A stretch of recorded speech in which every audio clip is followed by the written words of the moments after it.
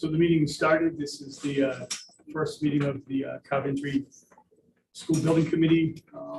There's still additional members that will be become part of this. And so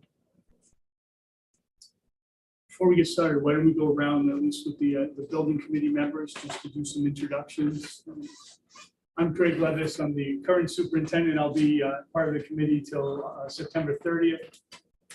Don will be taking over on October 1st.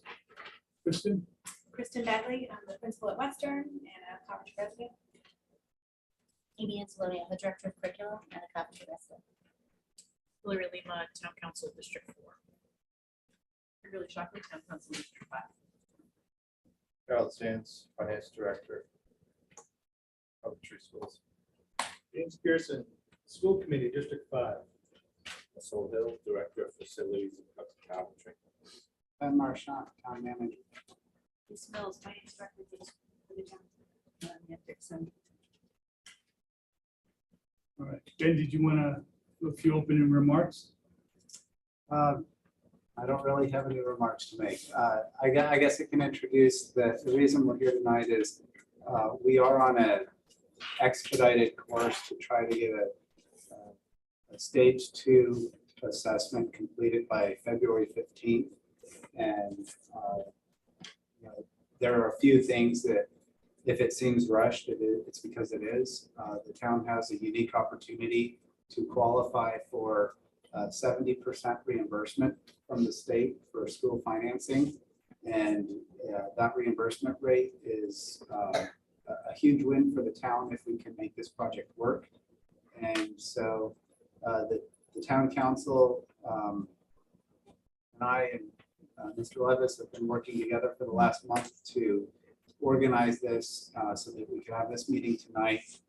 Tonight, the intent was to organize the committee, but without all the positions filled, we're going to hold off on selecting a chair and a chairperson to run the committee. But nevertheless, we're going to proceed. We did a request for proposals or qualifications from architects and engineering firms that are experienced and knowledgeable and capable of performing the requirements of stage 2 and stage 3. And we will be hearing from each of the 5 respondents tonight. They've been scheduled a half-hour apart.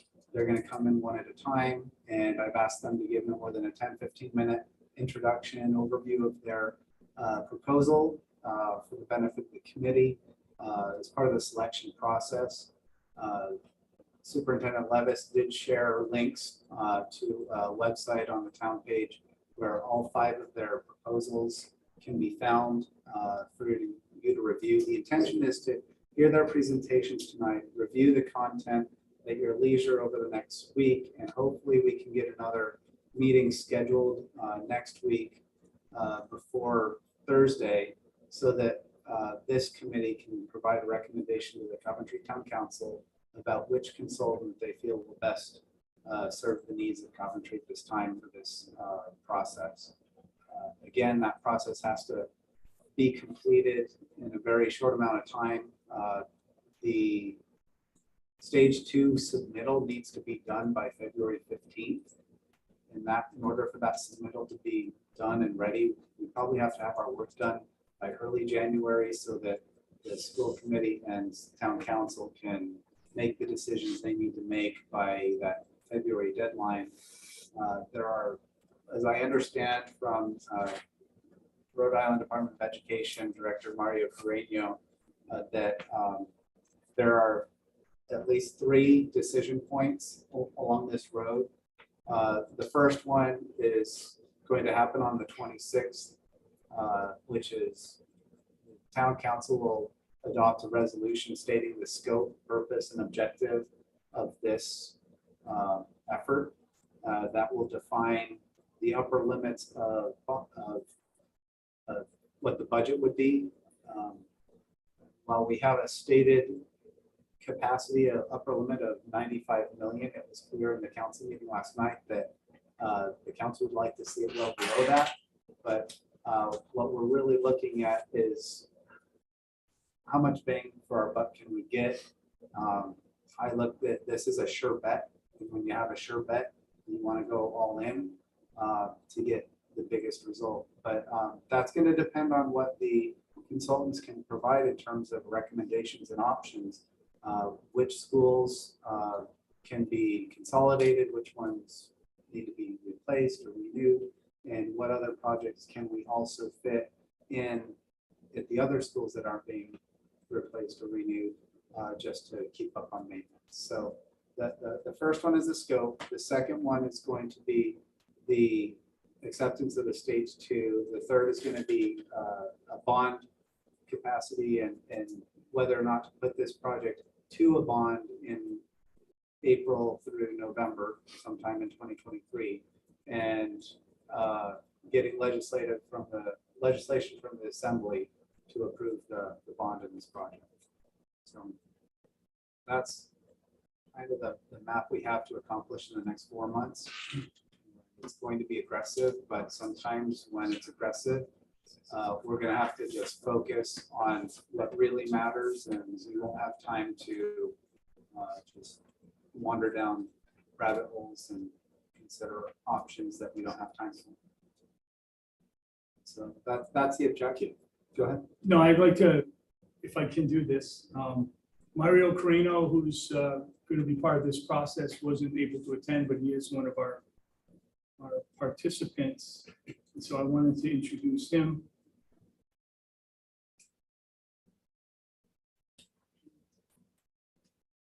Mr. Carino? Thank you, sir. Thanks for having me. I apologize, I'm not there in person. Can everyone hear me? He's off mute, so I don't know if the volume's up on the TV. Can you hear me? Hello? Hello, hello? We should have heard a noise though. Can you hear me? Mario, can you hear us? Yeah, I can hear you. Can you hear me? I hear you. That's just streaming.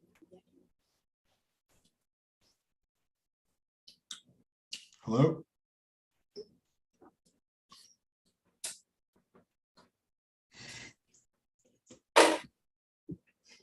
Can you hear me over?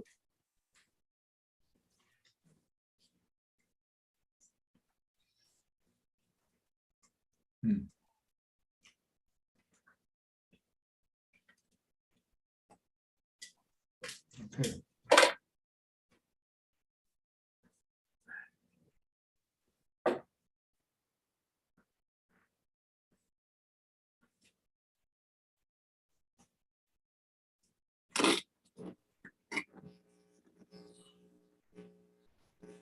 No one can hear me?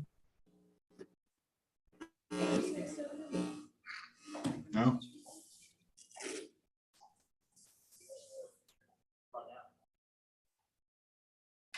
Can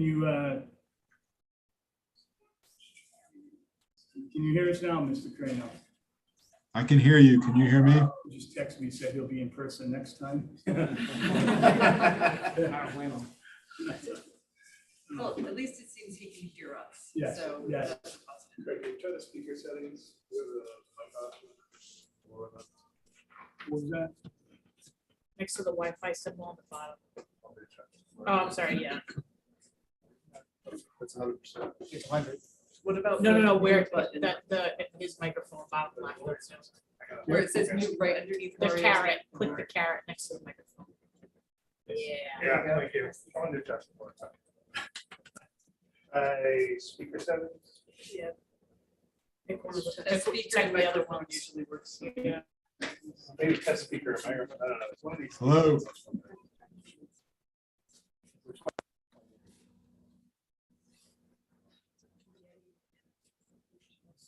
Switch the speaker there. Yeah, so we gotta try. Can you hear me? Drop down. Nope. Nope, drop down. No? Yes, no?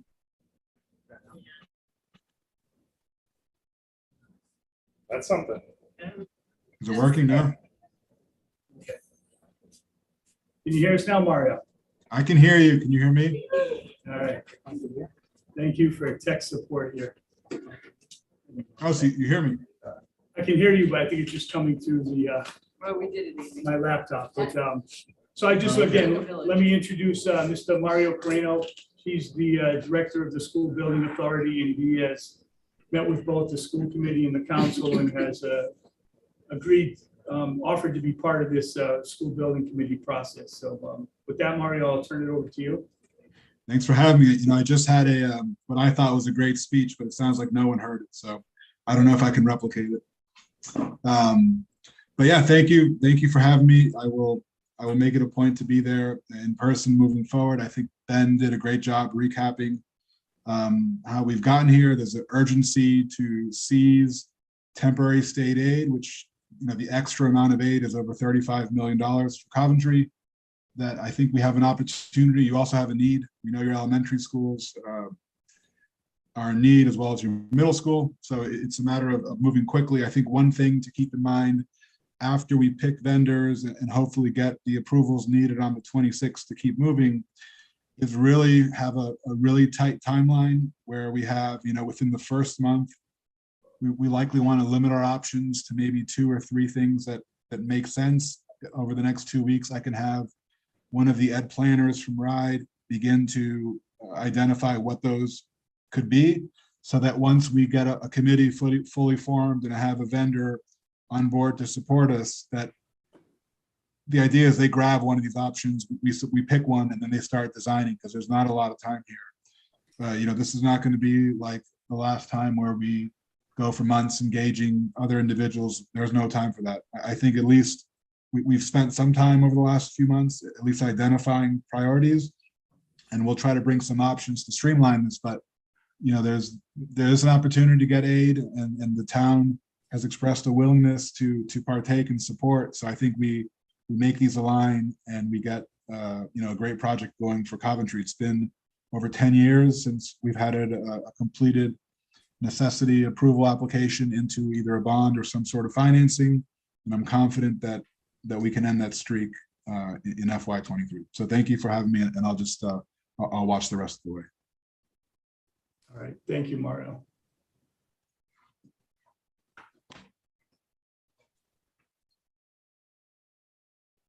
They're gonna kick him out of the thing. It's fine. Leave him alone. He's fine.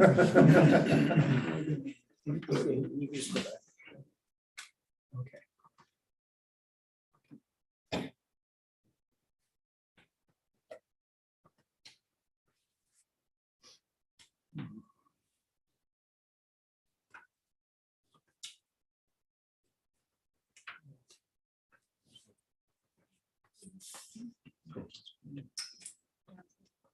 Down.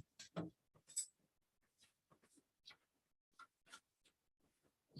gotta get him out of here. What are we doing? Trying to get Mario out to back to the, Do we have someone else who's gonna be on there? no, The 3 dots. You can just stay there, it's fine. Yeah. okay.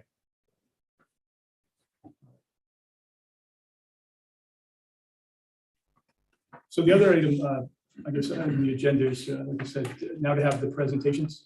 And our first group, do you mind coming up front here, and I can put another chair, you can sit down. Yeah.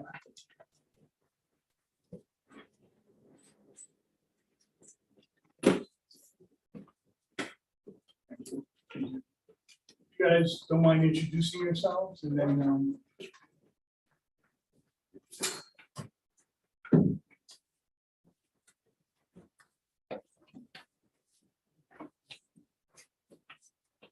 We have a handout. I'm a couple. that's right here. We there.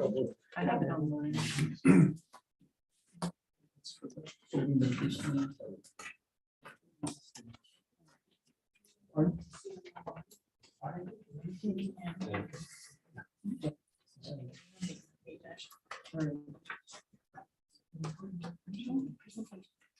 No, I remember.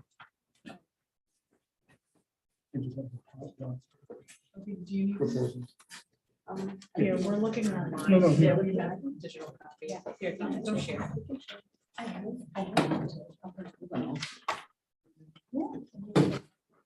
Good evening. My name is John Aronian. This is, we're representing Aronian Associates Architects With me tonight is Dr. Judy Paolucci and Dave Wharton from our office as well as a project architect. So we'll have a kind of a small range of people who can speak a little bit tonight for the, I guess we have 10 minutes.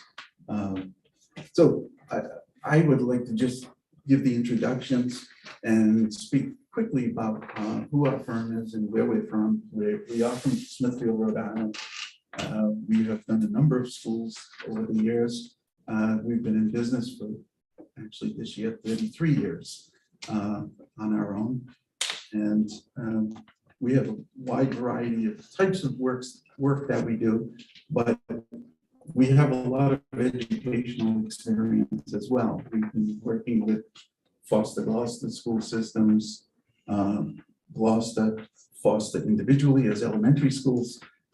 We've done some work with Pawtucket schools, and we even went to private schools with Mercy Mount Country Day in Cumberland and those kinds of, we also do secondary and education, schools like CCRI, those kinds of things.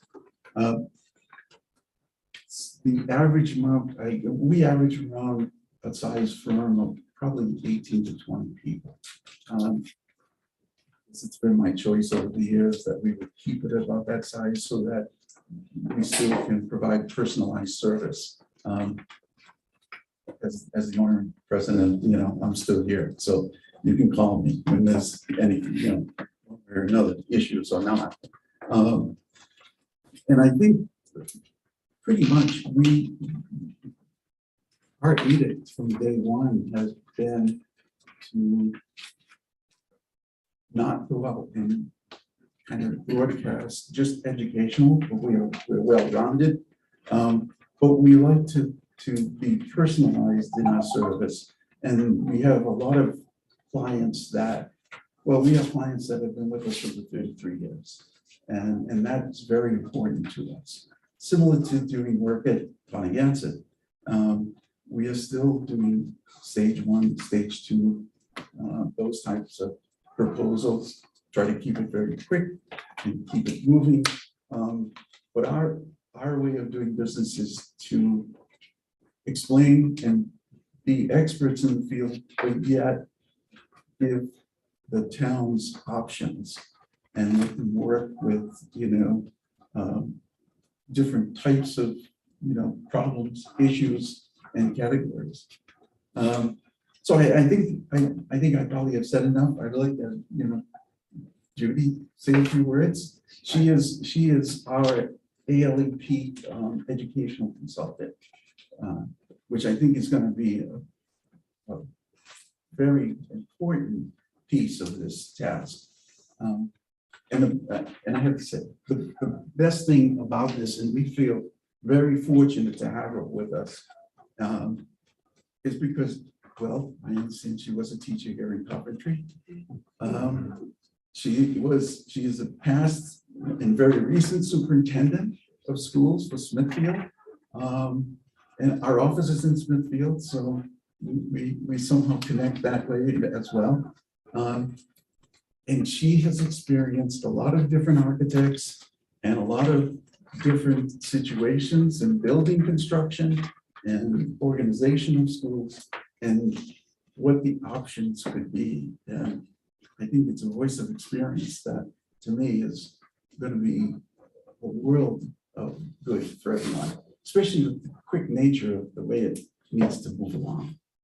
So it's all yours now. Sure. So I've actually been retired from Smithfield for 5 days now. And I over the past 15 years, I've been working on school building projects. So I've been a superintendent in Maine, Massachusetts, and Rhode Island. And I know how it can work well. And in fact, the last project in Smithfield came in on budget and on time. And that says a lot. And projects like this need to be managed really, really tightly. So I've been in your shoes. I don't envy your position in some ways, but it's also an exciting time. But it does need to be managed very, very tightly. What I learned too, through my experiences on various projects, is that architects know how to design, and they have a lot of great experiences they can bring to the table. The best architects listen as well. So they don't just tell you what you need. They need to listen to what you actually need. And having someone on the team who understands school programs, who understands how to take what we did in Smithfield was take a $65 million project and make it a $45 million project and still have an excellent project. So you need someone who understands schools, the tight constraints they're in for time, for money, and also to make sure you have a project at the end that meets your needs. So that means going in and really looking at what you currently have and what could be in this town. So I loved working with architects. It was part of my job as superintendent I really, really liked. And over the last year, I was certified by the Association for Learning Environments as ALEP certified. Most of the people in the certification program were architects, some were educators, and I learned quite a bit. I wish I knew at the start of my project what I now know, but what I'm hoping is that you will be able to employ us as a team to meet your needs. And that means that coming in and really doing a lot of listening, but also bringing our expertise and what Aronian brings, besides that personalization, is the ability to have a relationship, listening to the client, and also being pragmatic. We don't have money to blow in any district, and I know that that's going to be an important part of this work. So from more of like a project perspective, I think how we envision kind of going after this is obviously once the stage one is submitted and approved, we're gonna have to go through and evaluate all your existing infrastructure, feasibility studies, really start digging into that. And like Mario was saying, it's fast track on that and fast track on working as a team and as a collaborative effort to really make sure that we're hearing and discussing and working through all the different options, all the different cost scenarios, so that we can narrow that down to one or two options pretty quickly, and then can proceed with finalizing that stage two with the best solution for your district, for your budget, and also to make sure that we're doing something that is everyone's going to be happy with in the end. I think one of the things that we want to look at is, especially like, as you see fit and as we feel it's needed, gauging public interest, looking at public sessions, workshops, making sure that we're looking at this from, if we do decide to take a newer and fewer approach, and we're looking to consolidate schools, you do have that sense of loss in the town sometimes with some of the public, that closing a school is difficult for people, like especially when they've attended the school. So trying to make sure that we're workshopping those things, discussing those things, and coming together as a community as a whole while we're working through the project. I think the last point that I was looking at was really like the stage two talks a lot about how we want to tailor and administrate green initiatives and the New England CHIPS requirements for energy efficiencies in the building. So as we're working through any project and as we're working through like our ideas for projects, we want to make sure that everything that we're doing is going to work towards those goals. And at the same time, we want to make sure that if, as a community, you want to go beyond or go above and beyond on some of those needs, that we're addressing those and making sure that we're meeting, I guess, the town's goals as well. So we have time for questions from committee members. So I wasn't aware of what Smithfield did as a project, so can you give me a little more information on how it reduced by $20 million, what the initial project was and what it morphed into? Sure. So what Smithfield had 4 elementary schools. One of its buildings was clearly not up to code, and to refurbish it wasn't practical. So the goal was to close at least that school. And so the town went through a process of determining if we close Windsor Elementary, where do the students go? Do we make additions on the other elementaries? And so what ended up as the final project was to put additions on all 3 remaining elementary schools. One of the elementary schools we actually made twice as big, so they accommodated all of the Windsor children into that elementary school. During stage 2, the project as described was much larger. It had an extra gymnasium, and it had some extra bells and whistles that when the stage 3 architects came in, they right away said, this is not a $45 million project. And the town had decided that $45 million was the maximum. And so what I liked about that is that they were honest. They said, you're not going to be able to do all of this, but we can figure out, we can move things around and figure out a way to bring it under budget. And so the new plan scaled some things back, but concentrated on what the most important parts of the project were. We also had add alternates so that if prices came in low, we could add those projects into the project. So at the end, we were within $7,000 of the bottom line, 45 million. So we were that close. We were very tightly managed. We didn't get every single thing we would have liked, but the additions accommodate the students.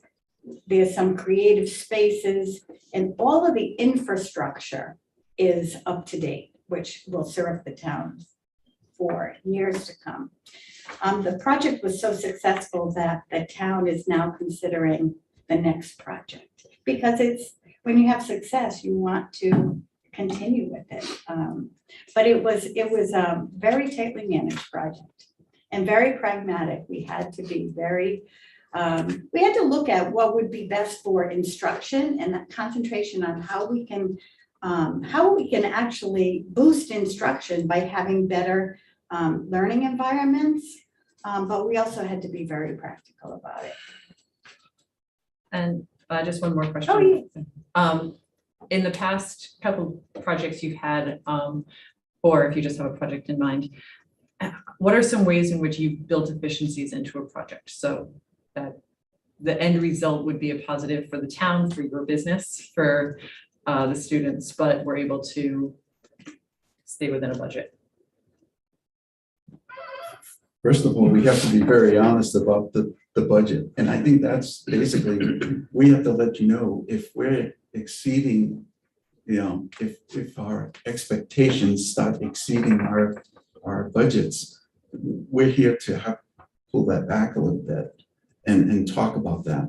But then it's our job, hopefully creatively, to give you options and let the townspeople be part of that decision-making as a committee or the town council, whoever, and talk about what is most important, what's first in line, what might be something that we could do in the future, or we keep it online, but maybe not afford it yet, and the town eventually, if they could do that, you can budget for it in some years forward.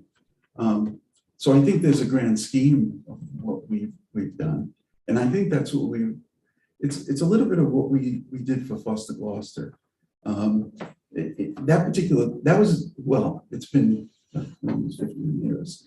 That was a $65 million project. And we linked 2 schools, the high school and the middle school were on one piece of property.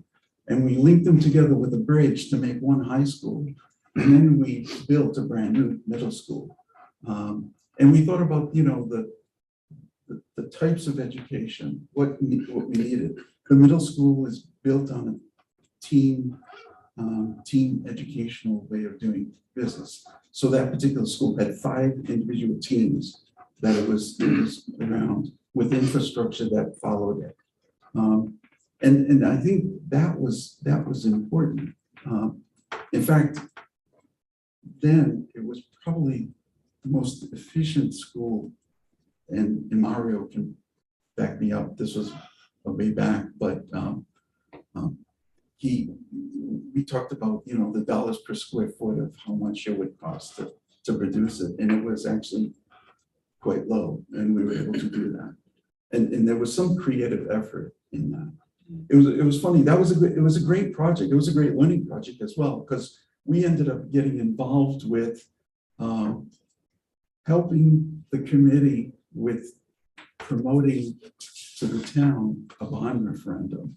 How do we advertise that? How do you get that word out to the community? Everything up to even creating a little bumper sticker for some of the townspeople in cars, and just to promote the school. And, you know, so that's how involved we ended up getting, which is important. To us, it's very important. It was part of, you know, we kind of involved ourselves as part of the community at that point. So, you know, not as the architects on this side of the table, but sitting with everyone. That was important. There's also a lot of small decisions that add up. So as an example, the gymnasium in one of our schools, the ceiling needed to be done to it. And the architects have a lot of experiences in different types of materials, and did the research and found what would be the best bang for the buck. And it made a big difference. But a lot of small decisions add up to a lot of savings. And so a lot of those choices get made at the table, and it's, well, do you want to go with a more expensive ceiling, or do you want to go with this alternative? And you know, there's choices to be made, and all those decisions add up, and they're all very, very important. But you need a team that understands you, that's going to listen to you, and that's also going to give you different options so that you can decide what is better, having a better ceiling or getting that learning center a little bit larger. These are the decisions that the building committee makes. Other questions? We have about 7 minutes. Go ahead, Sue. I think you guys were here when Mr. Marchand gave the introduction of how tight this timeline is. Do you have experience working on timelines that tight? I mean, a lot of these school building committees meet for a pretty long time, and this is a tight window. So just wanted to see what experience you had in moving that quickly. Here's the way I would explain. Part of our office does retail work, and no one works as fast as retailers, because when they ask a question, they need it today, because every day of not being in business is costing them dollars. So we're very accustomed to doing things quickly and efficiently. And I think the important thing is really communication. It's how well we communicate with each other. And I think that would be for any of the firms that you're going to call. I think you need to feel comfortable to call them and feel comfortable in asking those questions, and knowing architects are notorious, you have to give them a deadline. If you give them a deadline, we tend to meet that. If there isn't, it gets prolonged, and things just kind of drag out a little bit. We're also pretty familiar with the ride, like the stage 1 and stage 2 deadlines, where stage 1 is due in September and stage 2 is due in February. And we're familiar with having to make those decisions very quickly in the early fall to be able to work through all the documentation, all the research, all the background to get to that point by early January so that we can have all the approvals and get that submitted. A lot of the stage 1 and stage 2s that we're doing are the 5-year plans for a lot of schools. The extended, updates, changes, roof, someone, 2 years from now, you might need a roof on one of the schools. Those are the things that we're budgeting in. In fact, we have a stage 2 going in, it's supposed to be in on Thursday. I was hoping Mario was here because we could have delivered it to him. But that's it. So we're and I'm saying that, and I'm glad he's on mute, so he can't answer. But the part of that is we're trying to, keep ahead of that and keep ahead of those schedules. Yeah. We have 3 minutes left. Any final questions or? All right. If not, I want to thank you very much. We really appreciate it. And just, our process is going to be the voting members will have a rubric. We're going to come back in a week and make a recommendation to the council for the 26th of September. That is our goal. So, Okay, all right. Thank you very much. Appreciate it. Thank you very much. Thank you for having me.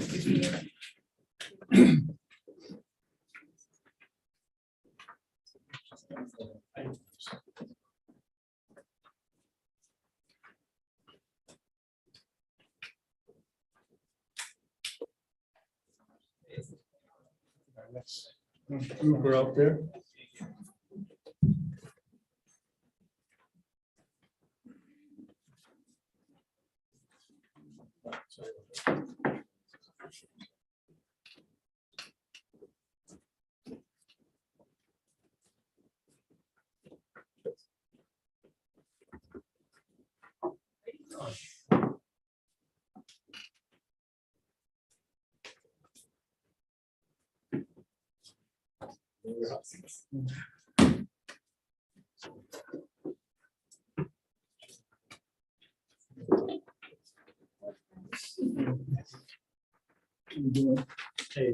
Good, good. If you guys don't mind introducing yourself and Sure. So I'm Philip Conte, architect and president of Studio Jade. We're calling like you have Studio Jade. Dick Moretti.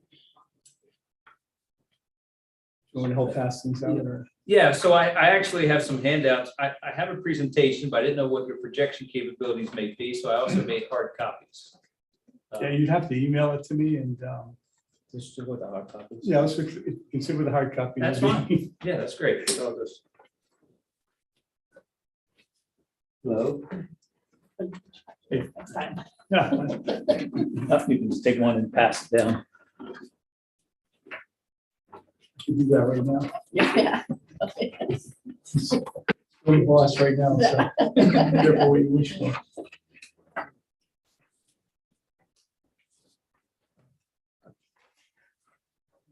So you know that we have about 10 minutes for a presentation and then 20 minutes for questions. Sure, that's absolutely fine. I'll quickly go through the slides that I have in the handout.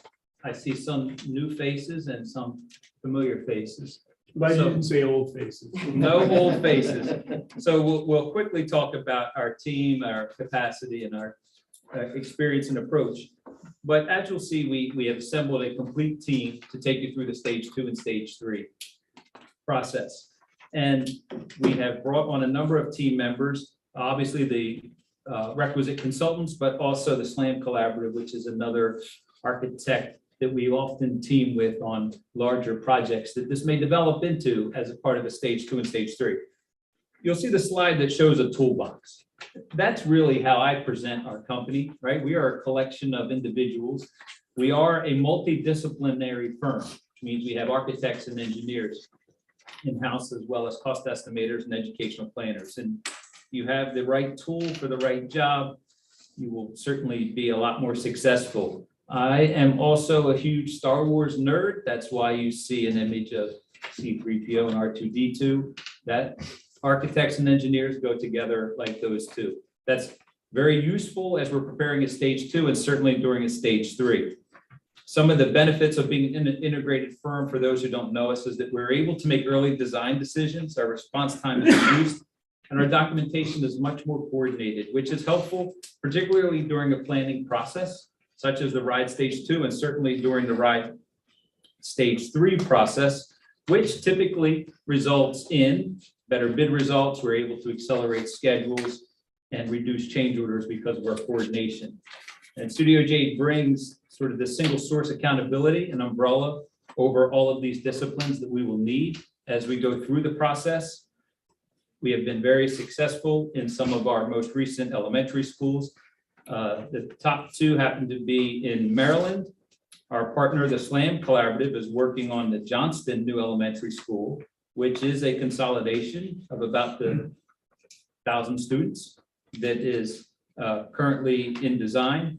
And lastly, collectively, Studio J and SLAM is working on the North Providence 3 new elementary schools, which is a replacement.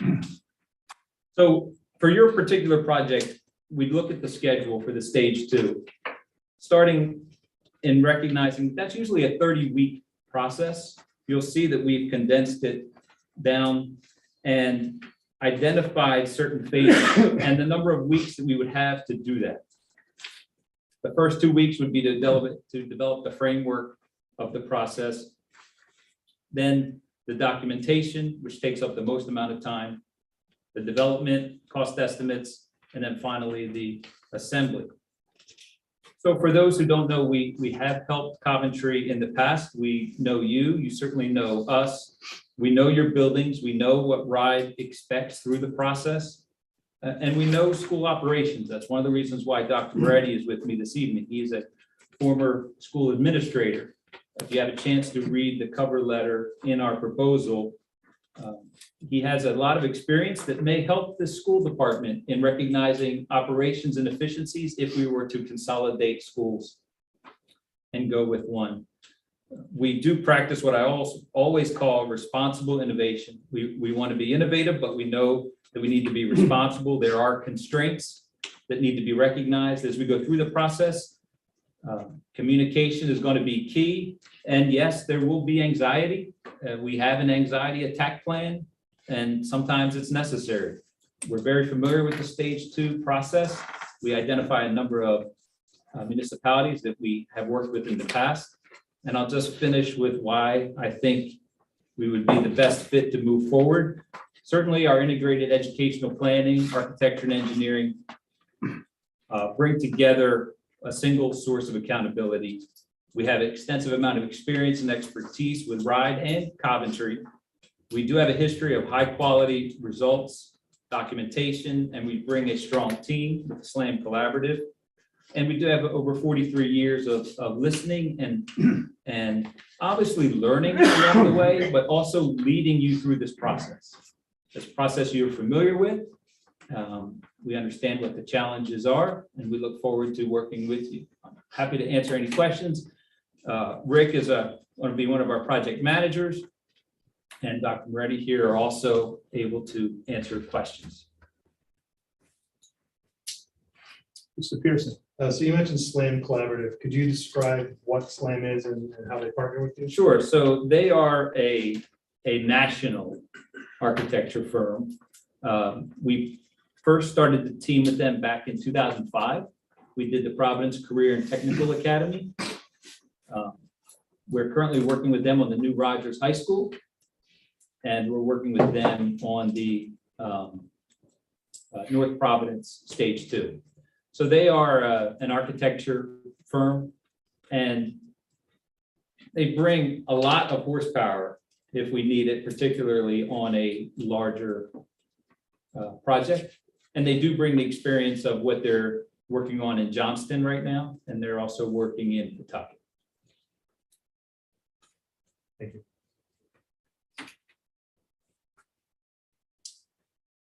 Any other questions? Yes, Ms. Shockley. So part of what you just answered may lead into this, but it looks like you have 11 projects right now in the stage 1 or 2 part of the process. And 6 and the stage 3 or 4? Is that what's showing here? Oh, no, those are past, that's not current. Oh, okay, these are things you did, because I didn't think okay. No, these are municipalities that we have worked in. We are currently In those working in North Providence, and I don't even believe I've listed that on here as a current.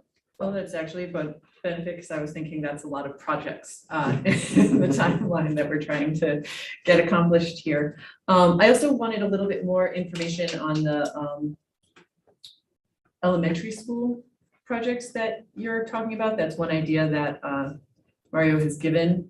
That's a possibility for Coventry. So, you know, with something like consolidating elementary schools, I'm just kind of curious about some of the tactics you've had, cost-saving measures you've used. Sure. So if you recall, this idea of consolidation did come up previously.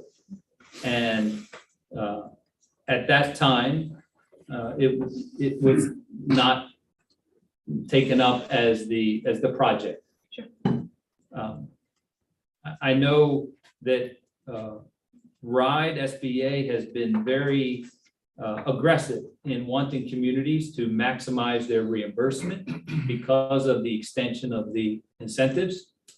And newer and fewer would possibly do that and maximize your incentive. So your elementary schools, the 3 of them were all the same vintage. They all had the same level of deficiencies. It is not that foreign of an idea to consolidate them into one.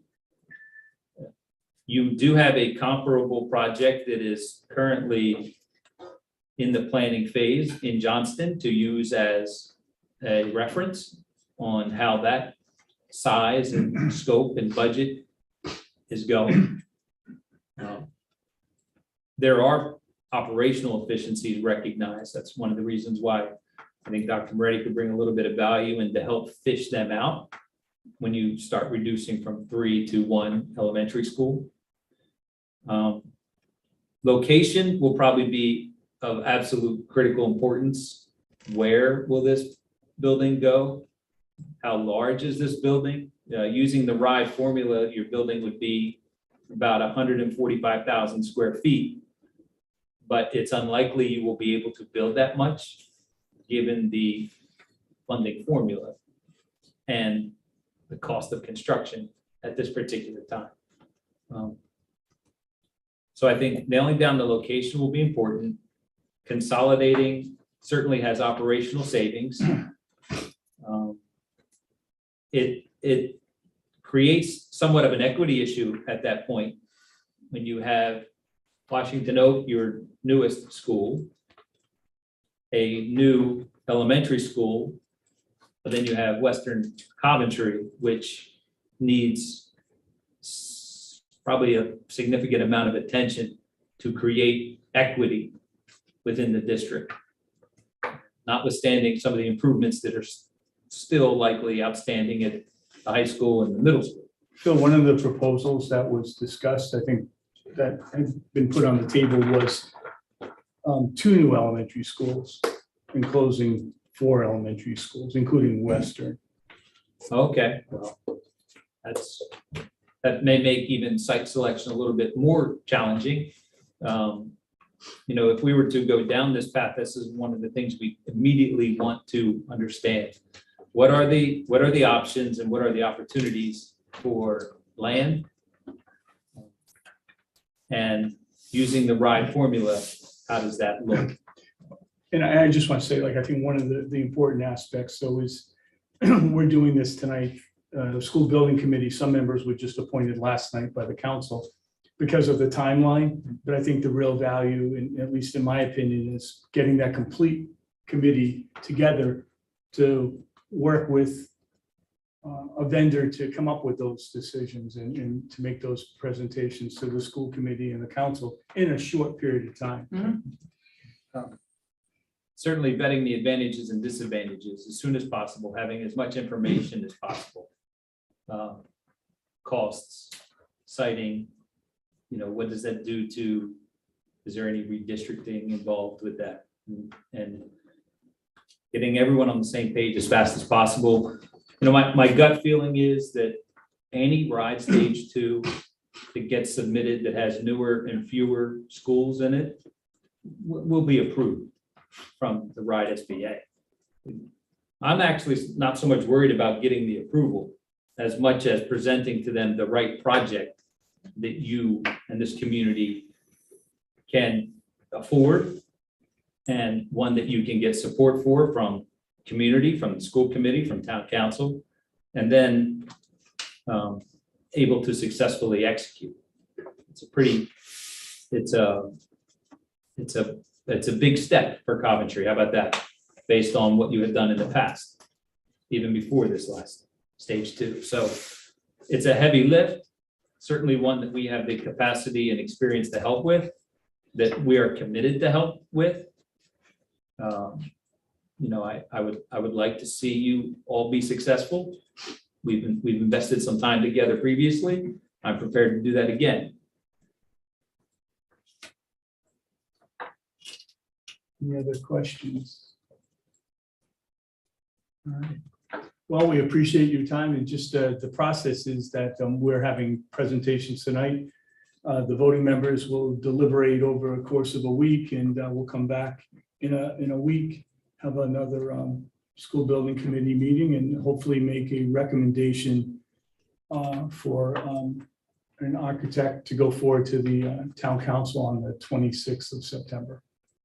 I think the process is that we're looking for, I think what Mario had suggested was a vote first on an amount up to whatever before we do the selection of an architect. So it doesn't make sense to do it reverse if a number doesn't go forward. So that's the process. Okay, great. Thank you very much. Thank you. Thank you.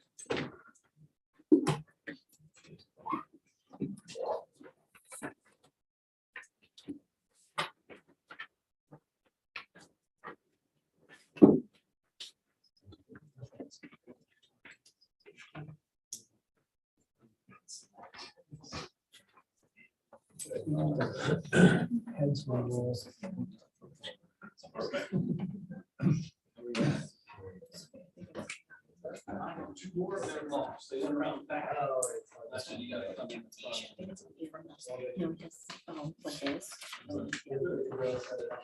Okay.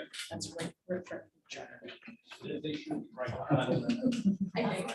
Yeah. You're gonna shut down. How you doing? You guys can sit up front. I think you turned it off. These props.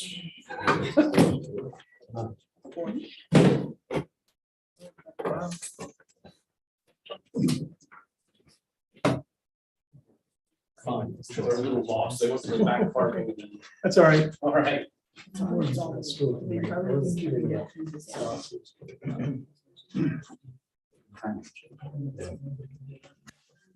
Right, I was just.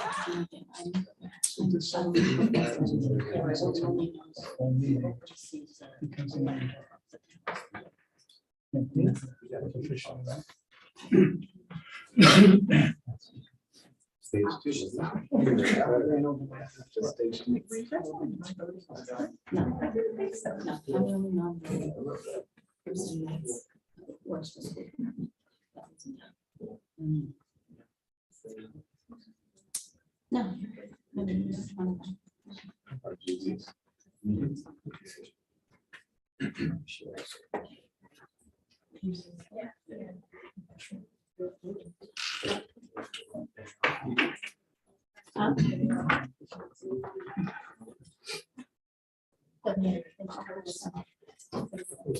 You guys can just come up front.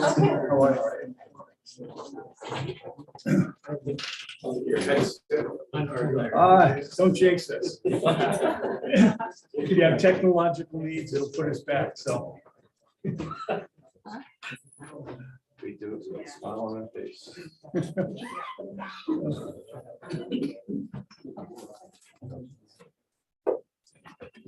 I'm sure you'll have you guys introduce yourselves and.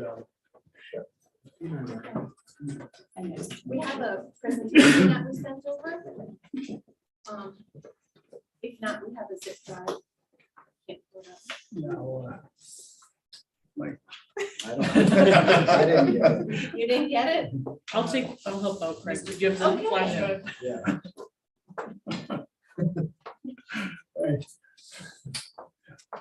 I'm rusty, all right? James tagged me in from our AV firm. All right. These open? No.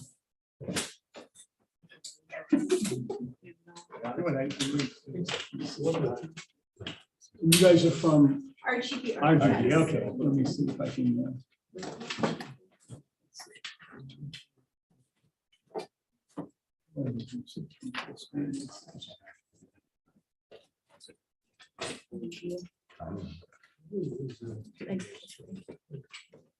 Thought about you guys. Well, I have- Texted and emailed it. Yeah, so I have one.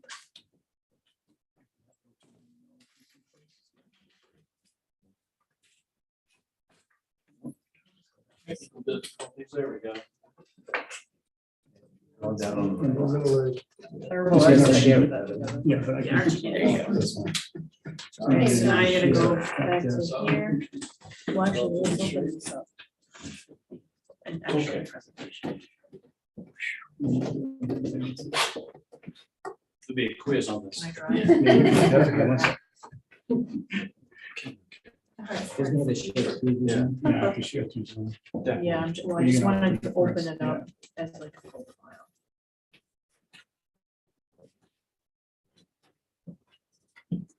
There.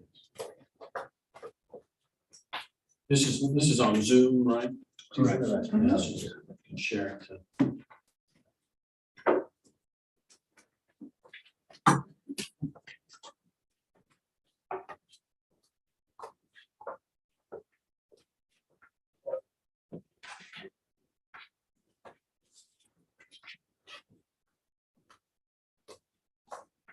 Beautiful.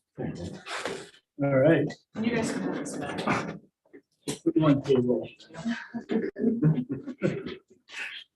She kind of is. Yeah. Yeah. What am I? Kind of. Payroll. Ah. So do you guys mind introducing yourselves? And we have about 10 minutes for presentation and 20 minutes for questions. Is there a way to control the slides on the presentation? Next, please. All right. I say that. There you go. All right, ready to go? Ready. All right, terrific. On behalf of RGB, thank you very much for having us here. Very excited about this project. We took a lot of time and effort and really looked at it, and I think it's going to be terrific for the town. My name is John Racine. I'm Vice President of RGB. Also, I'm a Director of the OPM division. OPM is the Owner's Project Manager division of RGB. So I was, when we were putting this project together, this schedule together, we were kind of thinking about logistics and things of that nature, and that's when my skills kind of came in on this. With me, we have Tracy Donnelly, who's also a principal. She's our ride guru. You won't find anyone that knows ride better than Tracy. And then also we have Andrew Barkley, also a principal, and he's our in-house Educational environment planner. ALAP, that's correct.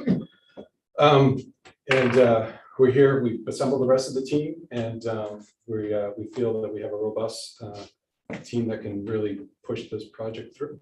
Next slide.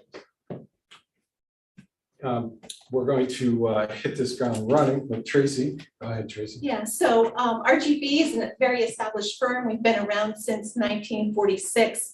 We've been working with RIDE since the mid-'80s. We actually helped RIDE formulate some of their standards. We're very familiar with RIDE Stage 1, Stage 2, Stage 3 applications to RIDE. We have a very successful history of approved applications with RIDE. So that being said, we're very familiar with the process. We know what has to be done to get the steps moving very quickly.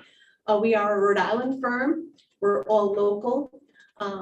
We also have a resident of Coventry whose daughter has gone through the school system as well. that being said, we are ready to hit the ground running. We can start immediately to schedule the facility assessments and go through all the schools. What that will do will help us to formulate with the building committee, the capital improvement plan. And that capital improvement plan is your 5-year plan. All your projects on that have to be identified as part of this necessity of school construction application, stage 2. If they're not on that application, they're not eligible for reimbursement. So that will include both major projects and your capital improvement projects, your regular facility projects for some things you have to do within the schools. From that point, we'd be able to, we understand that there was some master planning done, educational visioning done through the past 2 years. We would be able to take that information, incorporate into the facility assessments, and start to develop master plan options for you to take a look at. What that will do will help us to then develop the educational plan, and that's where it leads to Andrew Barkley, who is our in-house educational planner. And thank you, Andrew, but yes, I wanted to go back and sort of touch on your educational plan. It's obvious from your website, the school website, that you've gone through some study of your curriculum and your program that you need. I'm sure you're probably, if you've been looking at this potential schoolwork for the last 2 years or more, that you have a lot of great ideas. And as a building committee, you're going to be the sounding board that helps make the decisions before anything goes before the school committee. Am I correct on that? Sort of? Okay, well, anyway, so if we could go to the next slide. What I'm here to do, I know you've done some work in-house. I want to say that I'm a sort of result of, I'm a child of educators. My father was a marine biologist professor. My mother was a special needs director. So I grew up in education. I have always been interested in schools and been in design of schools. And so when I found out about becoming an educational environment planner, that's something that I wanted to pursue. So I've been an architect for 30 years, but I've been working with RGV for 15. And educational planning is something that I think is incredibly viable. I've actually been here to your school probably 8 years ago and did some assessments for your last, or maybe 10 years back. I think, yeah, all three of us have. You know, we've been involved with Coventry over the time, Yeah. but we're always, every district that we see in Rhode Island has need. And this, the environments and the spaces, a lot of them have been well maintained, but they're old, and they fall in line with the very traditional model of teaching, like the teacher at the front and the students in rows, somewhat bland environment, not a lot of adaptability. Or there's some difficulty for instructors sometimes to do the education that they want or the plans that they want to follow. So what I'm really interested in and what we're trying to achieve is 21st century environments for students. And that really comes down to how we understand students learn and how teachers teach, and creating spaces that are engaging, that are adaptable or flexible, we call it. Some of the components, and I know these are photos of an elementary school, but it sort of applies across the board. We're looking for improved light. We're looking for improved acoustics and sound. We're looking for use of integration of technology. We're looking at color and materiality and spaces that are engaging or inviting, so that education now is something that the students look forward to going to, they prosper from, and spaces that they can react and respond and adapt to have actually proven themselves to lead to higher test scores. Because when you're having fun and you're learning at the same time, it equates to better education. So with that, I'm here to listen to whatever visioning that you've done, incorporate that into any type of schematic plans that you may have, and communicate with you as a building committee, because that's what we really need to do. We have a very sort of compressed period of time to work within. And I think it's important that we all can communicate and learn about where you want to take Coventry schools. So, that is just one component. So the educational visioning and school betterment is really one component of the stage 2. It also has to do with a lot of, which what Tracy just mentioned, the RIDE components for reimbursement. So I was going to throw it back to Tracy. Sure, next slide, please. So, as you know, the state had passed a bond a few years back, and made a commitment to invest in Rhode Island schools. So that being said, they wanted to make sure that all the districts were able to take advantage of that once in a lifetime opportunity to have this major investment into the schools. So they also put bonus incentives on the base share ratio. So Coventry's base share ratio right now is 49.2%. There are opportunities for an additional 3 to 4 bonus incentives that will get you 5 additional percentage points each. And then there's a energy enhancement bonus for up to 4 points. So you could be looking at 68.2% to 69.2% without the energy bonuses, and even above that if you're able to achieve those. So what that would entail is probably the health and safety bonus, the educational enhancement bonus, which ties into the ed visioning that you've been doing, and then either newer and fewer, replacement, or a utilization bonus incentive. So if we could just go to the next slide. And those are temporary bonuses. So as you know, you're probably aware, a lot of other districts are taking advantage of this once in a lifetime investment by the state. There may be another bond. But if you look at the amount of money that they have and the amount of money that some of these other districts are taking, you have to make sure that you get your application in, get in front of the herd, and make sure you get your reimbursement. So that's what we want to do for you. If you were looking at a potentially $100 million project with that maximum reimbursement that you have, you'd only be investing $32 million. The rest would be provided by the state reimbursement. So that's a pretty significant investment that they're doing right now. We want to make sure that you're able to take advantage of that. And those are contingent on some of the points, right? Yeah. Yes, yep. So, and we also have a plan. I don't know if you're aware of this aggressive schedule. RIDE takes applications twice a year, September and February. So there may be other districts coming in September. There sure are a lot probably aligned for next February. So one of the things RIDE will look at is if you're ready to implement your plan. And they also have a caveat that you have to start construction for some of these bonuses by December 30th of 2023. So we have a plan to get you there, to get ahead of all the other districts, and to ensure that you're eligible for reimbursement. With that, I'll hand it over to John. Thank you. Next slide. Well, sure, next slide's good. The action plan. This is where hopefully it'll put you to sleep. But we have a plan. So this board over here, what we tried to do is really, again, think about the process, how to get you across the finish line. If you don't take anything away from today, or at least the minimum, is that you have an aggressive schedule. I think there's real competition out there. And as much as the funding is out there, which it really is, it's amazing. We won't see this in Rhode Island for a long time. It is not unlimited. So I really do think that the teams that come in with the best proposals and the best organizational stage 2 and the best plan, I think are going to be most successful. We've done, I think, probably the most stage 2s in the state, but that doesn't mean that we're the best. We'd like to think we are, of course, but we have a plan to show you how we feel we're going to get you over that threshold. I know we have limited time, so I'll make this quick. The area in green here is basically your stage 2 process. Stage 2 is really critical. You go through, Andrew's going to work with you to get your ALEP and get your educational criteria and your ed spec out of the way, and really try to work with what do teachers, how they want to teach, and what's available with your facilities now, and what is your money going to get you 5-10 years from now.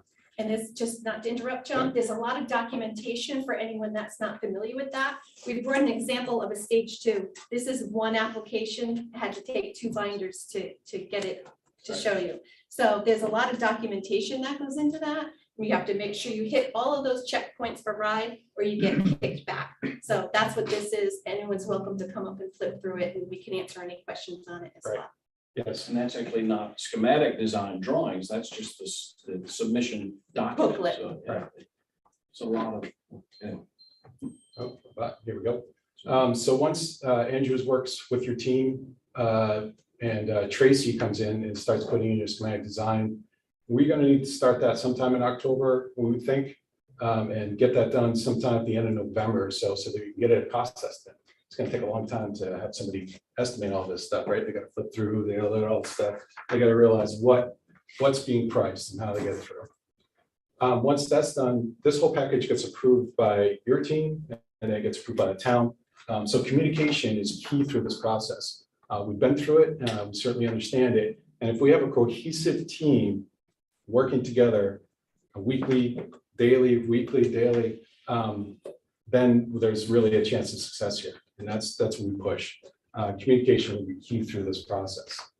Once it's submitted into RIDE on February 15th, the next critical path would be approval. We get an MOA, which is a memorandum of agreement between RIDE, or actually the state, and the district. The Council of Elementary and Secondary Education and the district. Thank you. Yes. And then at that point, you're ready for your bond vote, right? We need to make sure that gets passed so that you can move forward to the next stage. And that's my favorite part, actually, the design and construction part. And that's kind of why I'm here, I hope, is that we're going to get you through design and construction within a really short period of time here for $100 million, which is, we're up for a challenge, and we feel that we absolutely can do that for you. One of the ways that we're going to do that is bringing on your construction team early on. So a contractor, what we're proposing, what we'd recommend is bringing on your construction team during the design phase. So right now your RFP calls out for a design, bid, build, delivery method, which is terrific. It's traditional. We do it all the time, and it's time tested. Thank you. What we're thinking here is doing a design build where your design team and the contractor basically are working together under one contract and delivering your product at the end of the construction period, which is it's actually pretty common, and it actually is approved by RIDE, and actually Tracy's doing it right now in Lincoln on another project. It also helps to eliminate some risk. So if you're starting right after your memorandum of agreement, which is typically in May, and you go into a full design phase, and then you're cost estimating, bidding the project, and trying to bring a contractor on board by December 30th, if there's any variation in the market, in materials, in pricing, you're VEing, value engineering, you could be taking scope out of your project, you're trying to meet the budget, and there could be some discrepancies as you're doing that to try to make sure you get your bonus incentives in. What we're proposing is design build, which means the team works as a cohesive unit. As we're drawing or talking about stuff, we're working directly with the contractor. He's getting prices immediately. He's getting delivery times immediately. He may say, switch to a different manufacturer. We get the same, product that we're specifying, but just by going to a different manufacturer, maybe the difference in the lead time, getting it in on time, getting a price, that type of thing. So there's not a lot of double backing. We're not drawing it and then redrawing it and redrawing it to try to get within a budget. We're working together to do it all at once. Right. And sorry to include you, but the building committee is part of that team, right? Right. You have to be aware of what's going on. There's nothing like behind the closed doors. We're making decisions, but based on your direction, right? So you're aware of what decisions are being made and what the costs are, and then that hopefully that expedites the process as well in terms of getting into construction phase. So your design development and your construction document series of drawings will be condensed because you're working with the contractor. They're understanding what it is that we're designing, but the design is based on your input and your influence. So right. So I know we're probably running pretty short on time here, but in general, by December 31st, 2023, if we use this method, we're looking at potentially having the contractor on board, your cost established, because we've already established that during the design phase, and you have a schedule as to how long this project is going to do by that time. And So sorry, John, what we're proposing is not going to affect your reimbursement at all. RIDE recognizes this procurement package. You still get your baseline incentive and you're eligible for your bonus incentive. So it's not a variation from anything that RIDE doesn't accept. They even have a portal set up specifically, they call it the Express portal. So we can upload RTAs, which is requests to award from a contractor, for bid packages to get them approved very quickly. So, like I said, I know we're getting close on time here. So to wrap it up, if there's any takeaway here is that you're under a tight deadline, which is fine, certainly doable. There's certainly going to be, we feel that there will be competition for that funding. There's I think it's unprecedented the amount of the number of stage twos that are going in the next year or so. I think everyone's gearing up, which makes sense because schools have been not neglected, but they've had a rough run here for a while, so it's really needed. And we have a great team that we've put together and get you over the finish line. Couple minutes for questions at this point. Sit down or do you want to? Feel free to sit down. Any questions? Ms. Shockley? I just wanted to see if I understand. So if you were to do this design build, then you said you could go onto the RIDE website and look for contractors at that point? You don't know contractor you work with? So once you go from stage 2, you submit that to RIDE for approval. That gets you your memorandum of agreement, which the district signs. From that point forward, you have to submit to RIDE schematic design, design development, and construction documents through their portal for review. And they'll have comments and then you'll respond. So when you go design build, because it's similar to like a fast track. So we're doing it as in another district that we mentioned that had to procure a certain element, the structural frame of a building. The lead time was pretty close to a year, like 11 months or something like that.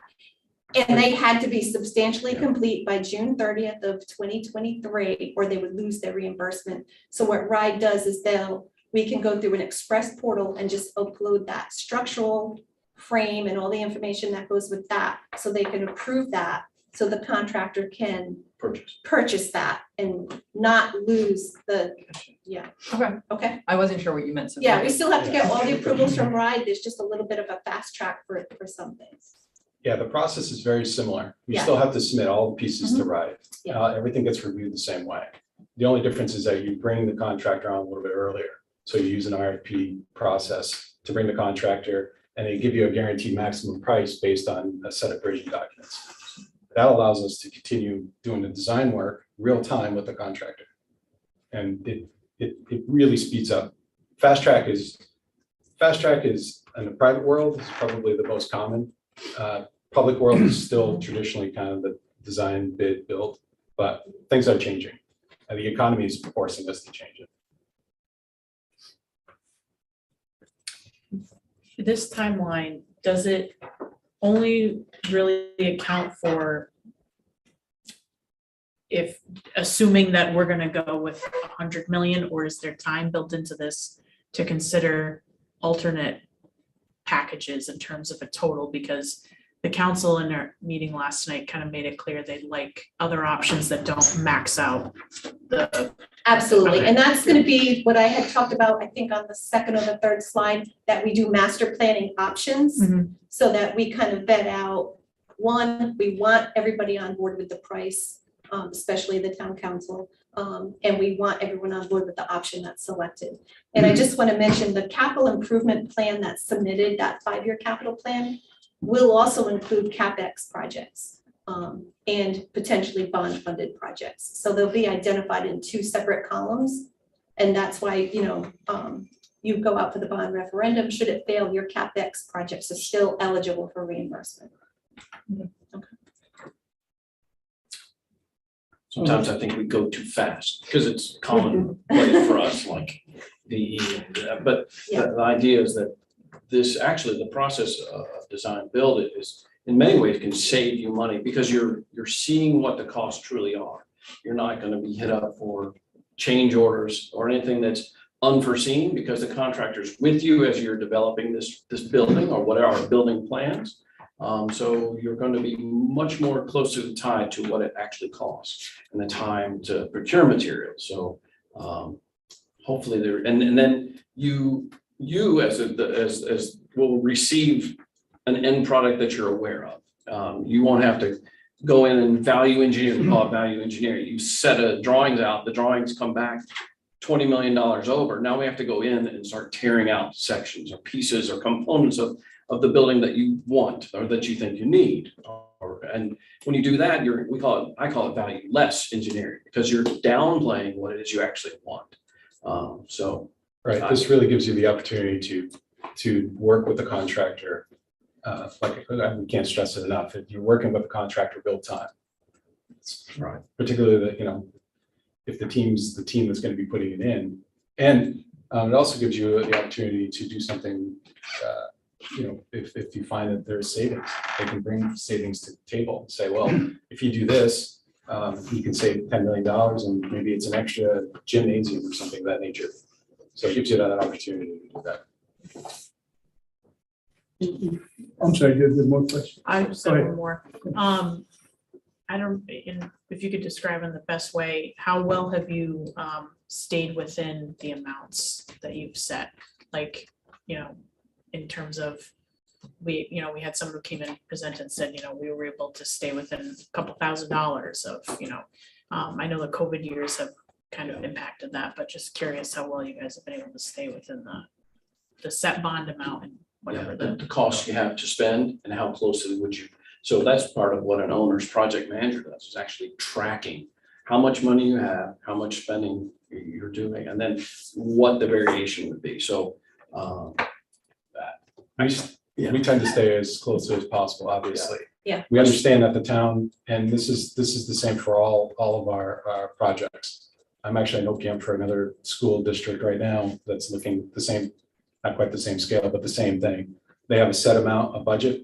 I put the budget together, we go through it, and that's it. You put contingencies in to make sure that there's anything that's a little off. But historically, our changes as a design team are really quite low. You know, industry standards probably 5%. We're usually around 2%. And most of those are owner driven, to be honest with you. You know, it's like, when are you going to have the opportunity to spend this again? So they'll put in a little extra or put in a little extra. So. Right, and I just want to reiterate that what's in your capital improvement plan, what RIDE approves in that MOA, that's your budget. If you go over, you don't get reimbursement on whatever you go over. So RIDE also anticipates that you spend 50%, at least 50% of what's in your capital improvement plan. So within the 5 over years. within the 5 years. So you want to make sure you at least have some buffer, so that should something happen, a roof that you thought was in pretty good shape, it's got a rip in it, it's leaking water. You want to be able to repair that roof, get reimbursement for it, and still be covered, have it in your capital improvement plan. What projects what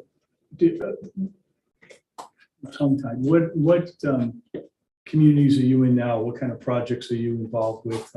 And are any of those projects like based on the fewer and newer? Because one of the ideas that's been tossed out, Mr. Carino is actually part of our building committee. RIDE is now allocating, as you're probably aware, individuals to support the process. So that way we don't have to go and make a phone call or an email, and we can get information. And I think they've demonstrated, excuse me, that they're very supportive of Coventry taking advantage of this additional funds out there. But what are you involved in any communities now that are looking at fewer and newer? Yes, we are. I think Tracy's been doing a lot of work with primarily renovations lately. But Yeah, so right now, the example that we have here was Westerly Public Schools, and they were taking advantage of the newer and fewer bonus incentives. Unfortunately, their bond referendum did not pass. So they were only left with what was on their capital improvement plan. The same thing in South Kingstown, they were looking at newer and fewer consolidation. Again, their bond didn't pass. So it's imperative that we all work together. We get the information out there. We keep everyone informed so that you can get your project through. We've been working with Tiverton. Tiverton's ongoing right now, Lincoln District Yeah, they're not Schools. doing fewer. Right, not doing Yeah, fewer, yeah. but still looking for reimbursement. And actually, the project that we mentioned, the design build project. Yeah. The reason why they had to be substantially complete by June 30th is they were packaging it in with a project that was doing newer and fewer, and they had to get that completed by that date. Thank you. Any other questions? All right, well, we appreciate your time. The process is that the school building committee is going to convene we'll have to set a time for next week.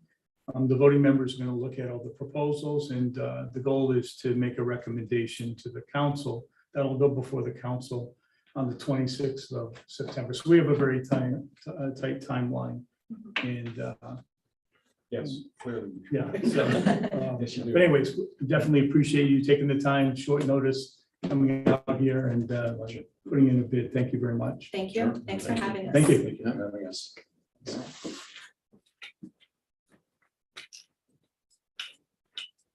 So we probably have a little time, I think, before the next individuals come. I don't know. A few minutes, right? We're 15 minutes. Yeah.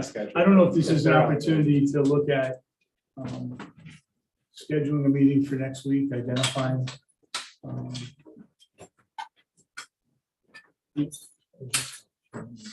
options.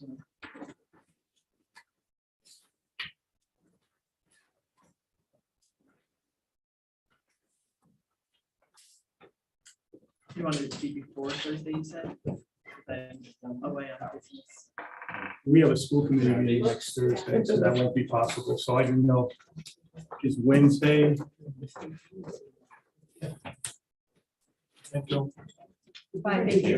Stage one, or is that? No, I have, it's due Thursday. Thank Yeah. It'll be submitted, but it'll be coming back. But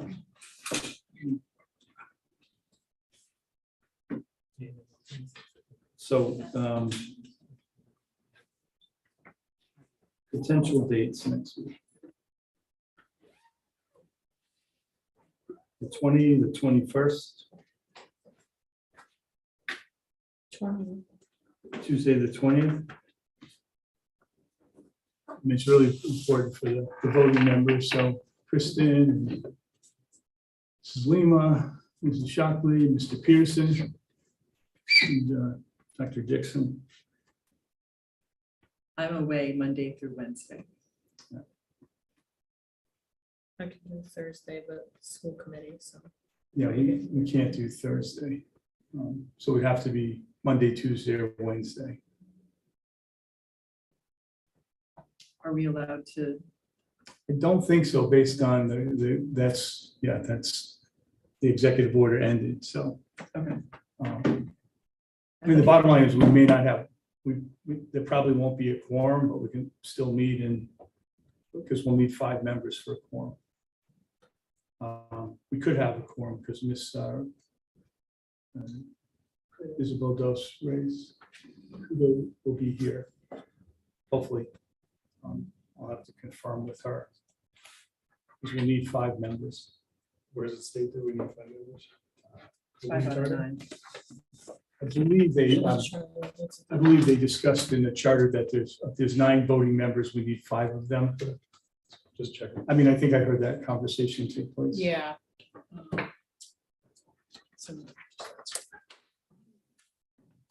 Charter didn't say.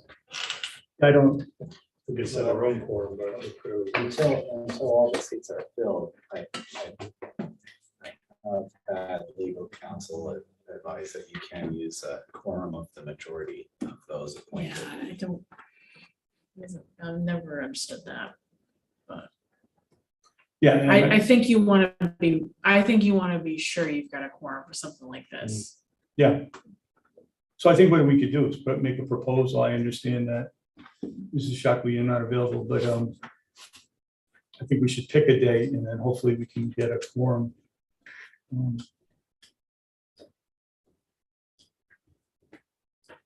Because we'll have 4 members and then Anna. Do we have 5 voting members appointed because, okay. Yeah. Well, there's At least at a Kristen. minimum, Let me see, Kristen is a voting we member. have 4, so we have 4 here. That's the thing is we don't have everybody appointed. Right, but I mean, of the ones that are appointed, if we have Ann, Mr. Pearson, And it's not here And, tonight. no, but if we have Ann, Next I'm week. talking next meeting, Mr. Pearson, Mrs. Lima, Ms. Shockley could share her feedback with Town Manager Martian in advance of the meeting. You know, Can I she do still does the Yeah. scoring rubrics. Yes, you could share that with the town manager and we could discuss it. I'd be If happy to do you're okay. yeah, I'm not, yeah, I am not legal counsel, so I will defer. There's no. Yeah, no, I'm good, but I think we could also have a quorum there, but that's fine, so I guess we need to just pick a date, the Tuesday or the Wednesday. You said the 20th works best? I can make, yeah, the 20th work best. I can make Wednesday work as a last resort. Okay. Is Tuesday okay with everybody else? Okay. Then why don't we set for Tuesday at 6 o'clock? Where do you want to have the meeting? Do we want to hold it? We can hold it here.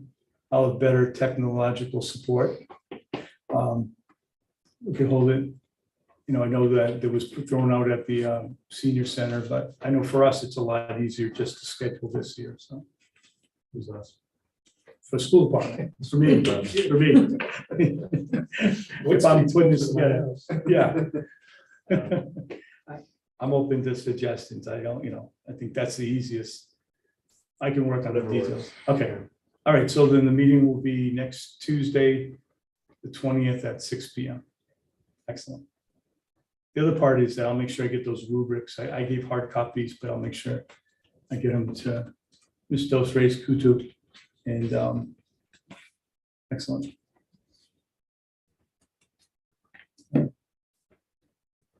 Shall I go? See if they're there. I hear some voices. So.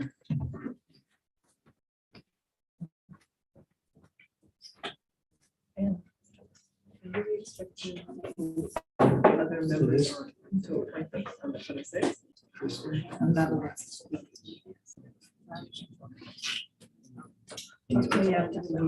No. Sorry. I don't know. I guess we talked about it. I didn't think that was this meeting related, but I got you. I agree.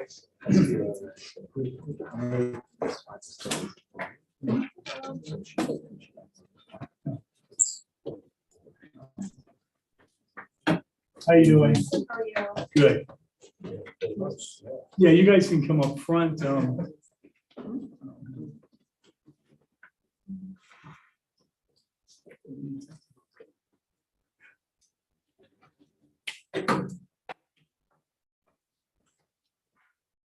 We have a quick PowerPoint presentation, is that? Do you have it on a zip Um, drive or? I have it in my email and on my Was it sent to Greg? I can email it to If you you. can email it to CPS District Okay, at CoventrySchools.net, and I'll have my lovely assistant Yes. help me. Yes, I do. Let's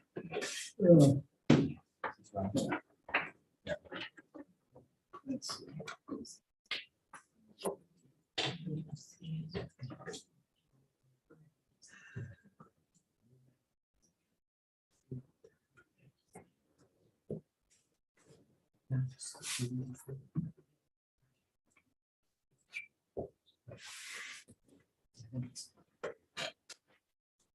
Thanks for coming tonight, Bill. We know it's on short notice, so I do appreciate that. Yeah, thanks for waiting. Yeah. I have that email address. Sure, it's capital C, lowercase everything else, PS District at CoventrySchools.net.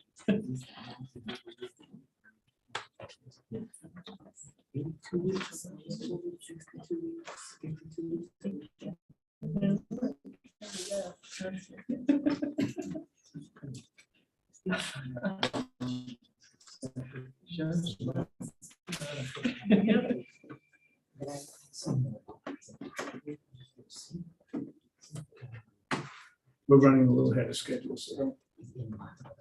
That's good.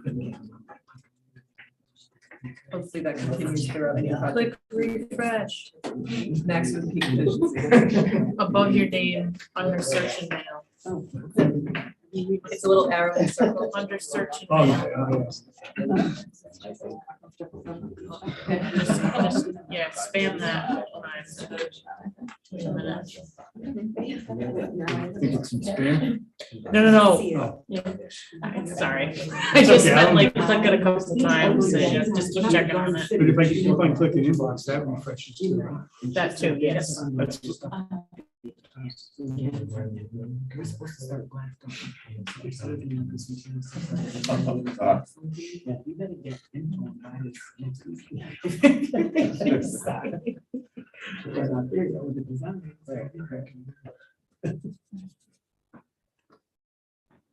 we go. Hey, here I come.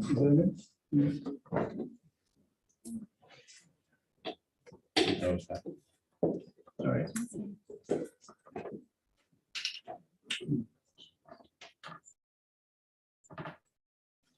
Just open that. Just downloading.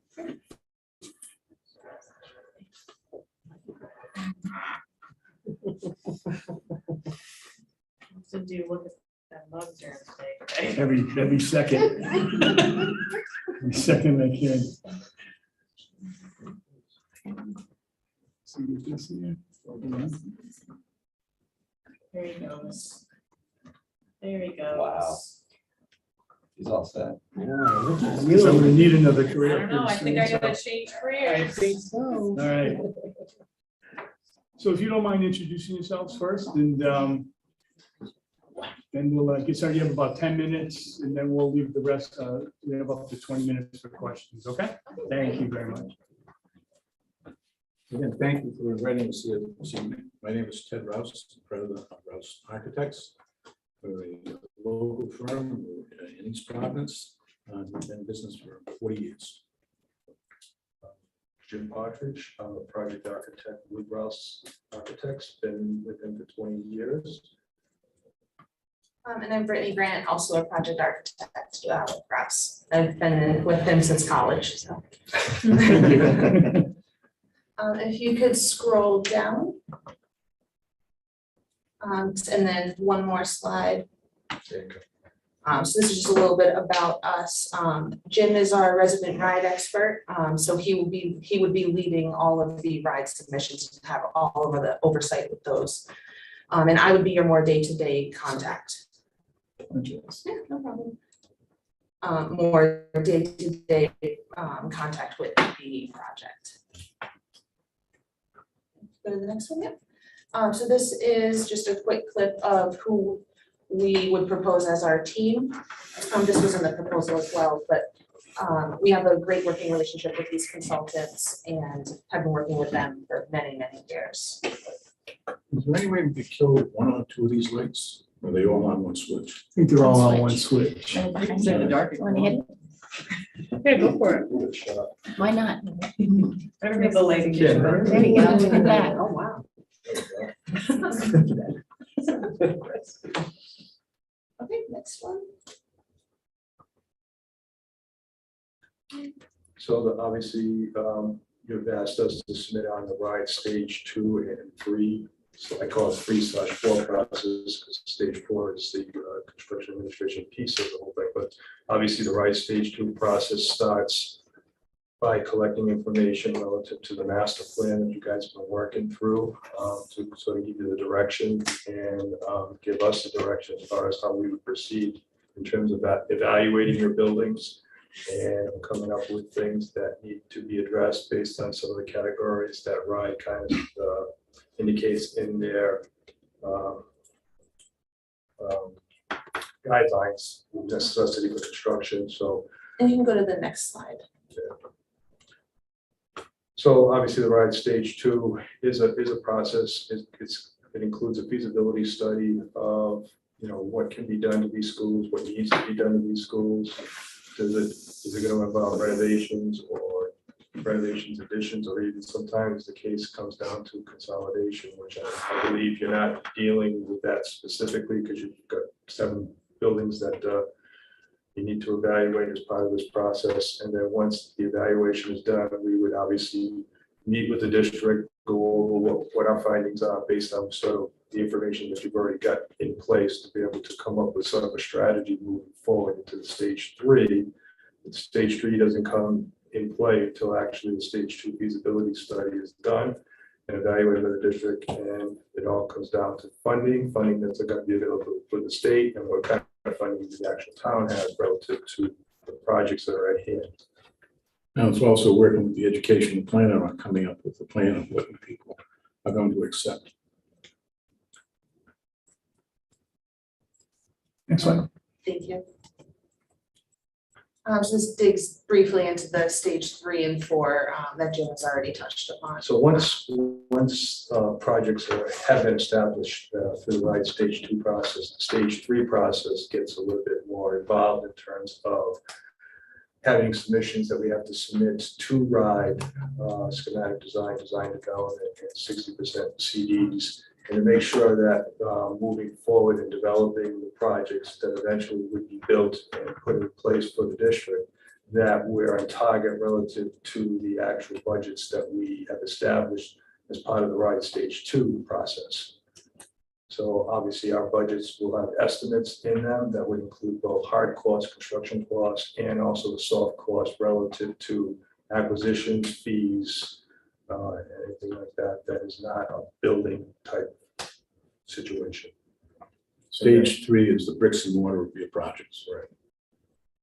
And then obviously once we get into the stage 4, which kind of goes hand in hand with stage 3, that would be, we would provide construction administrative services, working with the OPM, commissioning agents that are on the school district side of things, depending on what you're doing for particular buildings, and obviously coordinating, corresponding through the process back to RIDE so they know that we're moving forward and meeting their guidelines and their requirements relative to the construction process of things, which ultimately comes down to filling out the housing aid forms and documentation to be able to get your reimbursement back quickly rather than at the end of the project.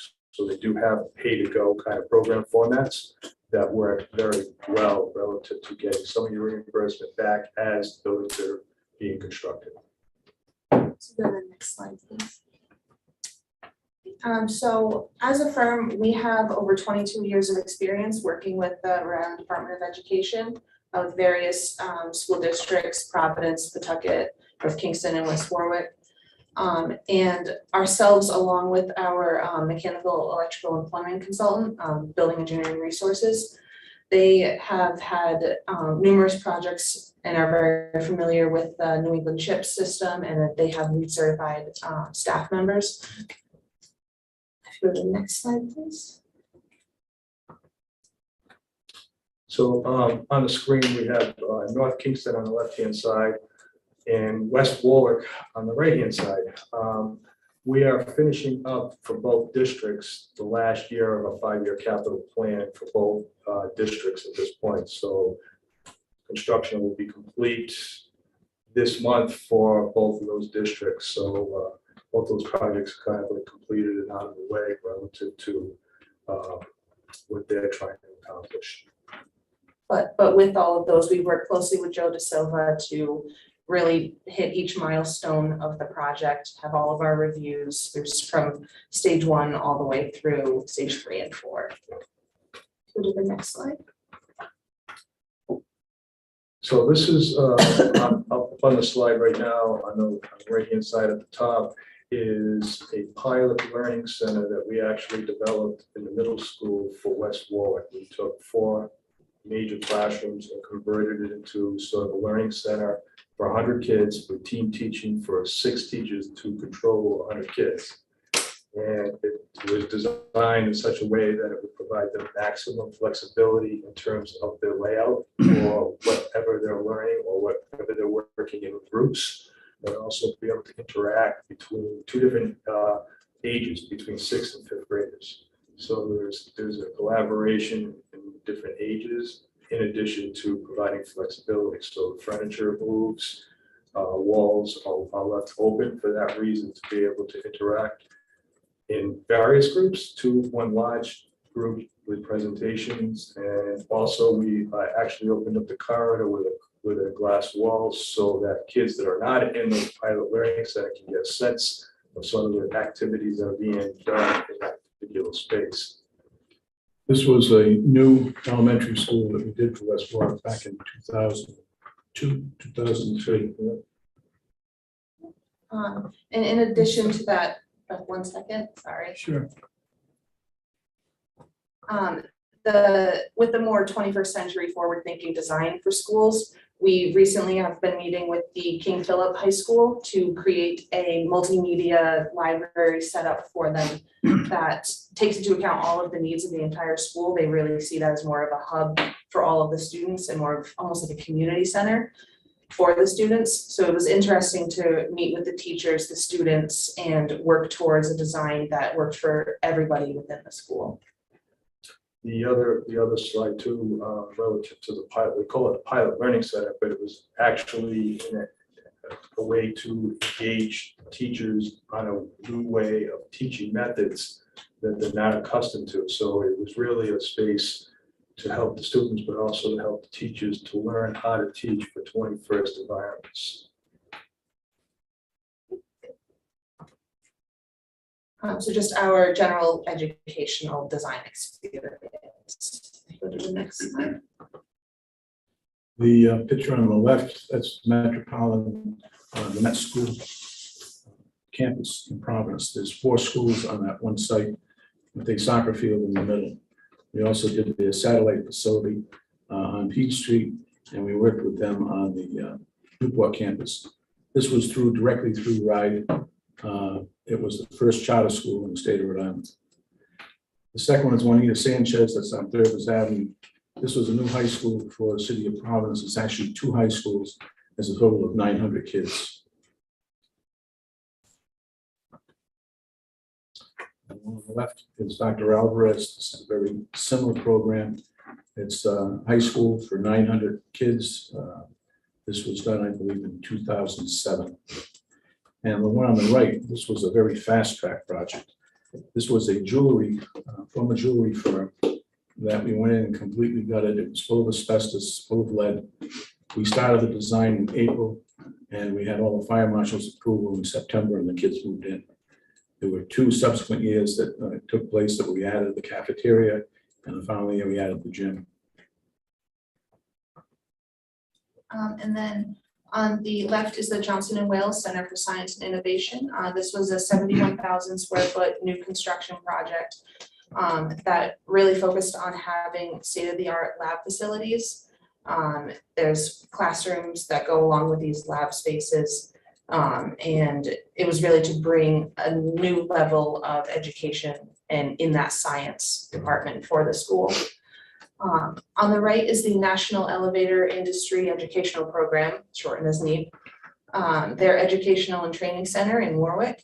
This was a complete gut renovation of a 100,000 square foot building to provide an educational space for all people who work within the elevator trades. They're flown in from all across the country and are certified for all of their safety classes, continuing education classes. That's all done in this building.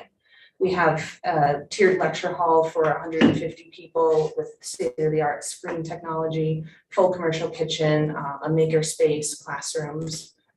That was a really rewarding project to work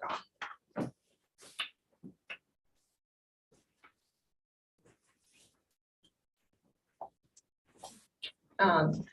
So in terms of quality control and coordination within our office, we make that a large priority so that we head off any problems as early as possible. We are very big on printing out our red line sets periodically throughout the design process to make sure everyone who's working on the project is on the same page. We're picking up details throughout the different drawings.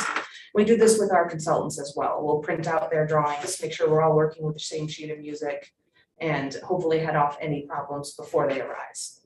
With construction administration as well, We're a very hands-on firm, who feels very comfortable being out on the site, walking around with the construction manager and making sure that everything is, you know, aligning with the drawings and in the best interest of the owner. So the financial management of the project, Talevy and H is the cost estimator that we typically work with. We've been working with her for years and her estimates have been spot on, we found. She's worked with all of our ride projects thus far. And so she would be producing the cost estimates that would come with the ride stage 2 submission to help us prioritize the different levels of work that need to be done and the costs associated. And then she would also provide cost estimates periodically throughout the stage 3 documents. As a firm, we know that material shortages, all price gouging of all the different materials and construction elements, it's a concern. So we have been focusing on doing our due diligence to make sure the materials we're specifying are available, cost effective, and working with the construction manager when items arise that, oh, that's no longer available. We're big on being flexible and working with those situations to make sure the project can come in on time and on budget.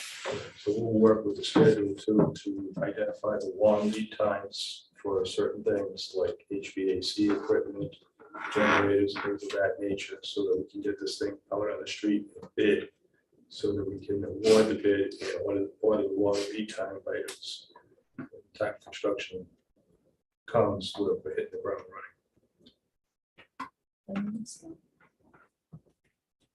It's a little small on the screen, but these are just an example of the cover sheet of the cost estimates that our cost estimator does. She includes the hard and soft costs, breaks it down into all different categories of construction, and then is followed with detailed backup that breaks down every area, so you know what you're getting and what you would be paying for. So this is important in the RIDE stage 2 process, because this is what RIDE will hold us to moving forward into the stage 3 process. So we have to obviously keep that in mind as we're developing the documents further along. So, yeah, other questions? Much For the love, link back yeah, up. wait till- Okay, so. So much work.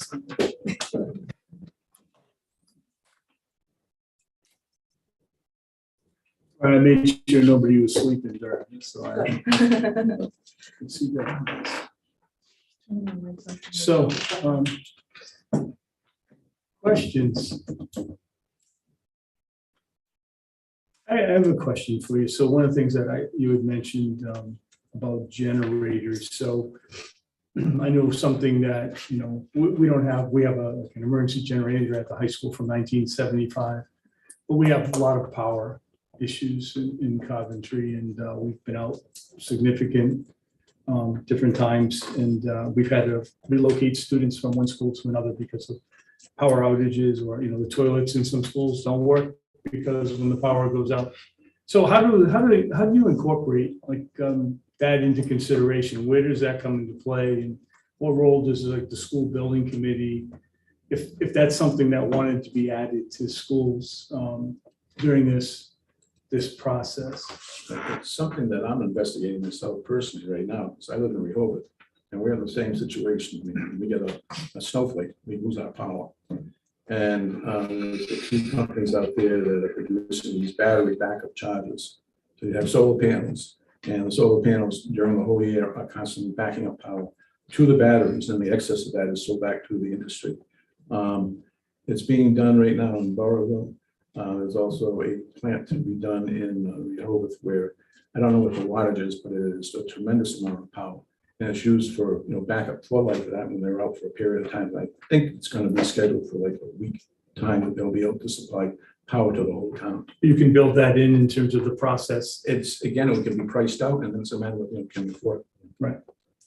And Jim can correct me if I'm wrong on the ride part of it, but I believe we would sit down during the stage 2 and with the building committee, and if there are any concerns that would be brought up, we can incorporate that into the process.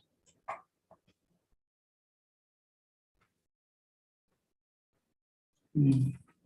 questions? So it seems like you do a lot of work with more technological, science-based high schools and things like that. Is that something that you feel someone could put in as part of the process? Like if we decided we're not going to redo our high school, funding wise, but I know having better science laboratories in your high school, I think there's a certain class in the high school, for instance, that you can't get the college credit for because you can't do the lab. So just, is that something that you guys see as a possibility? If that's not the school we focus on, but want to be able to enhance? That will come out when we're working with your education planner in stage 2. And, where he works with everybody in groups, he works with teachers in groups, and he flushes out what the people in the community want, and then he make recommendations to you. So we would take into account the master plan process that you've already gone through to see what kind of information has been obtained for that scenario, because that was already visioning sessions and getting the philosophies of what the school's trying to accomplish, regardless of the grade you're at. I'm not sure has that taken place? Vision sessions? Yep. Not for this. So we submitted a stage 2 previously. And so we've done a lot of work over the last 2 years, but we're reconstituting a new school building committee with some new ideas. Mr. Carreno was part of the building committee process. He's put on the table fewer and newer, looking at maybe 4 of our elementary schools that, parts of them are 40s and, 61, a couple others built in 71. So these are different ideas on the table, but we've done a lot of work previously. So my question was about just this expedited timeline.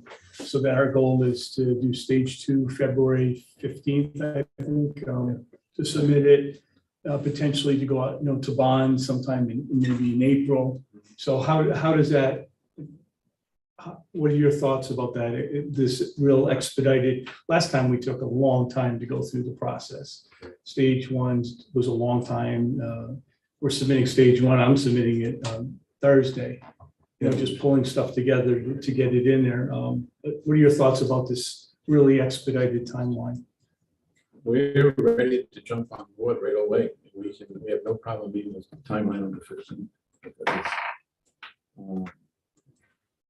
I know that you're working with Studio J up to this point, but that's for stage 1. And stage 2, that can be picked up by another team. We're not working with anybody right now, just, there's, yeah. Okay. Well, we can pick up from whatever's been done, gather all that information, and then take off from there. We've got a good reputation with Mario and the staff down there. And usually what happens is we'll have a meeting with you people, and they'll come and join us at the meeting so we can expedite that. We're not having a meeting with you and then setting up another meeting, right? They'll come to the meetings and we do it all together. Sometimes we do that virtually just to save time.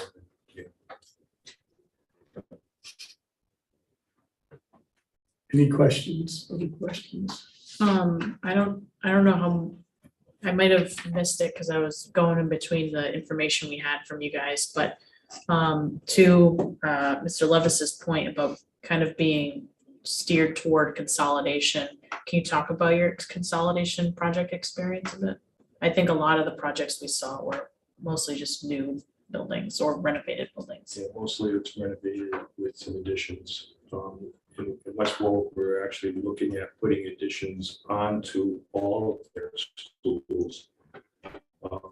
Again, to bring that 21st learning center type environment to the schools. And what that would do is actually free up space for the early programs, the early learning programs, pre-K and K, some space that's actually going to be joined together within these facilities. And sometimes it means putting an addition on, but it will actually consolidate within an existing building with minimal additional new construction, but free up space because the populations sort of decreased over the years from when those schools were built, to be able to free up that space for other programs. But they're also planning a new school. Right. It's going to take any out, getting rid of 2 of their other schools. They're planning what?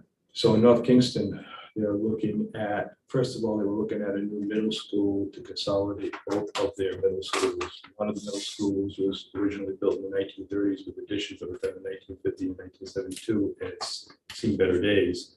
But in terms of getting a new school on board relative to take the place of two middle schools, what that's going to do is that they're looking at taking one of the middle schools and converting that to an elementary school, which would take the place of two elementary schools that are really nearby across the street from Post Road.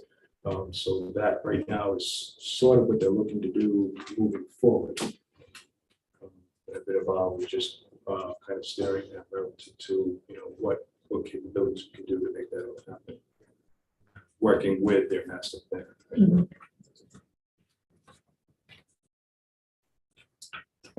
Any other questions? All right, so just so you know the process that we're interviewing all the individuals that put a bid in tonight, and we're going to meet. It looks like we're going to meet next Tuesday and have an opportunity to go through the proposals as well as review the information that's been shared tonight. And the goal is for the building committee to make a recommendation to the council on a vendor on September 26th. So that's the goal right now. So we have an aggressive timeline on our part too. So, but we do appreciate it. I want to thank you. I know this is short notice. I want to thank you for coming out tonight. And Appreciate it. One of the things that we do is once we get the full scope of work of what we're doing, we'll give you a proposal. And it'll be a complete breakdown of the different tasks and different events and different timelines. And once that's agreed to, that's it. There'll be no additional charges. Nobody punches the time card in our office. We're here to serve you, get the product done to your satisfaction. thank you very much. Thank you. Okay, thank you. Appreciate your time. Thank you.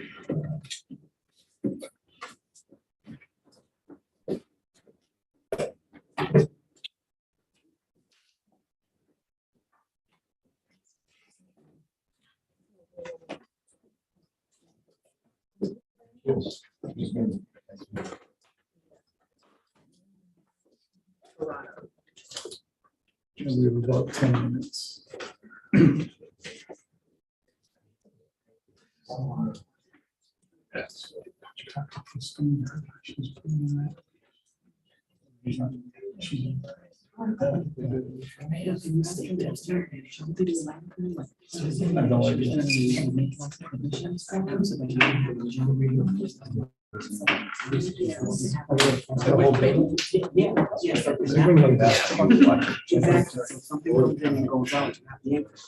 Wow. They plug it in, you pick whichever things that you want to actually turn, and then Primary usually is not really.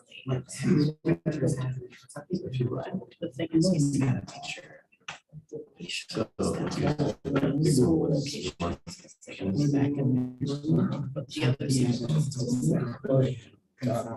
the other. More about being over project. Yeah, because he knows. Yeah. I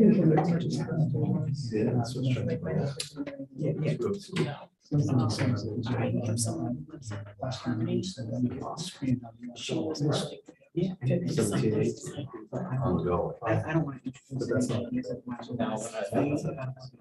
anything, but I feel like that's in the network.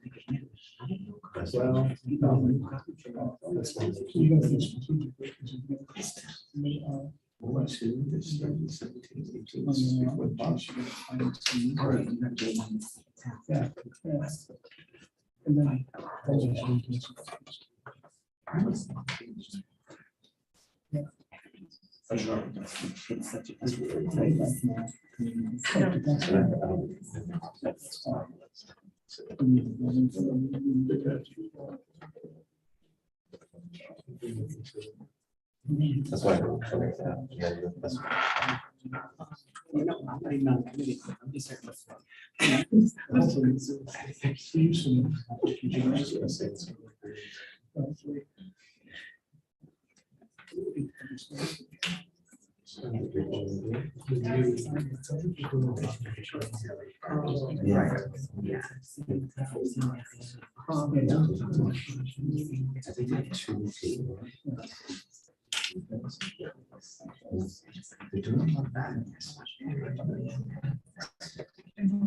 And charge.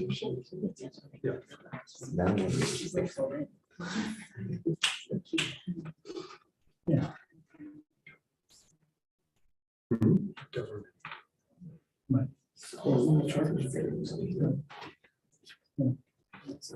Charters? Yeah. Right. No, I think this time. just can move this one. Yeah.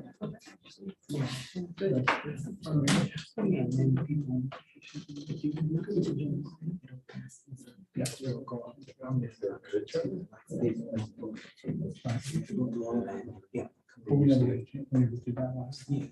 Yeah. But I think. Yeah. I agree. Yeah. I agree.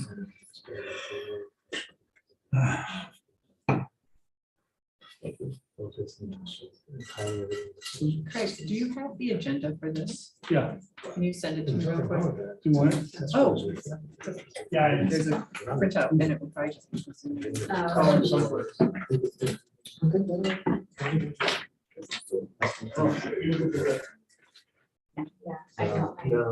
I may call. This is it. Yeah. No, I was getting it for her, but thank you. Well, I think we just have one more presentation. Yes. Yeah. Yeah. I called her in last minute, so. You get out of the way.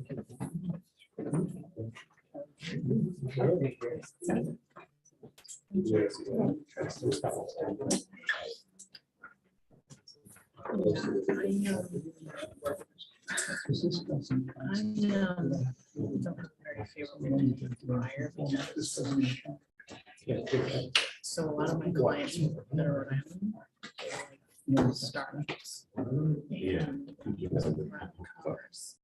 He wanted any way possible to get press releases or marketing that had to do with the company that was doing something. So if you didn't think there's some connection this company has had around it, anytime you did it, that's something big. He'd want a quote, and then if you didn't go in first, when you first raised it, he purposely set up.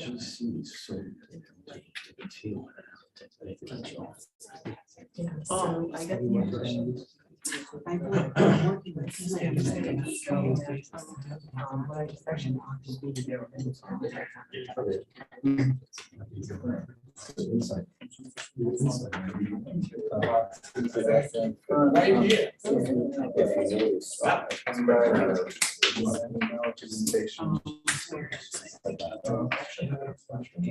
don't, can you email it to me? I can give you the email, is that possible? Good, how are you? I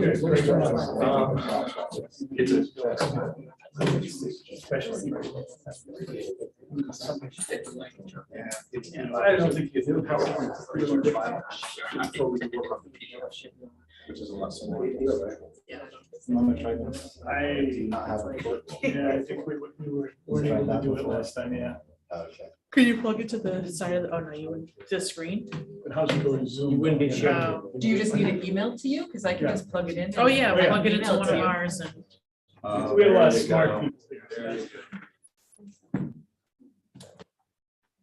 So can you email to capital CPS district? You gotta wait until. All right. Sign it open. Oh, or did you sign into the Wi-Fi? Yeah, it's not, it's student, it's not, or no, I'm sorry, it's teacher, I think, and not guest, that's what. That's right. It's teacher that I'm signing Yes. into. And it is at 2016 March. Yes. So I will have to, you'll do it? I'll do it here. Yeah, I'm getting pretty good at it tonight.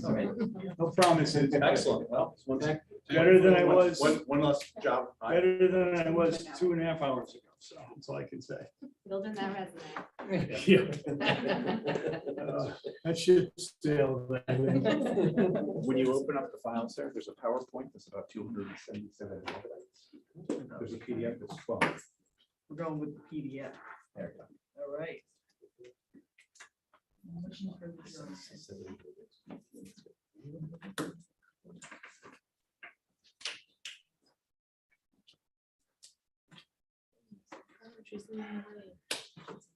Now I know what this little refresh button is.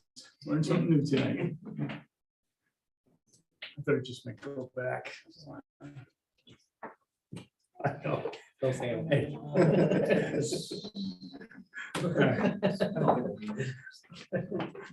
Remember, I'm the guy that used to royal typewriter to type my papers in fellas. All right, Craig, I'm ready for that. Gary, I'm looking for it. CPS, you said? Capital CPS District at coventryschools.net. We're high tech here. I'm gonna tell you that emails can all be capital, lowercase, whatever I you know. want. You know what? It's your oyster.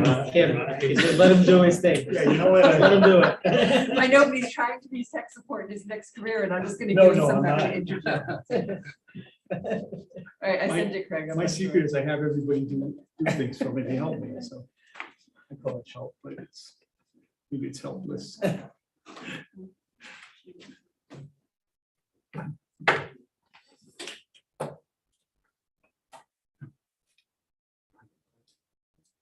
Yes.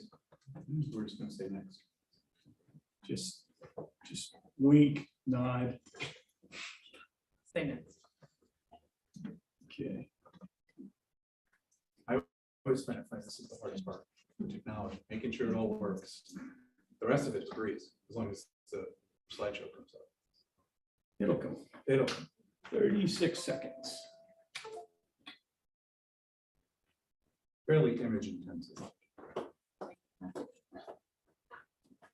40 seconds. Cody would be mad, I took some random No. Yeah. flash drive. You didn't do your September module. Cody's like, that was a test. They do check. Yeah.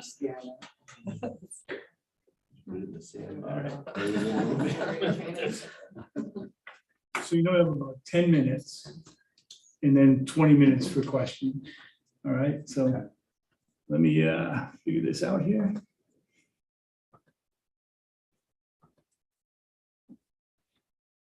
Let's see.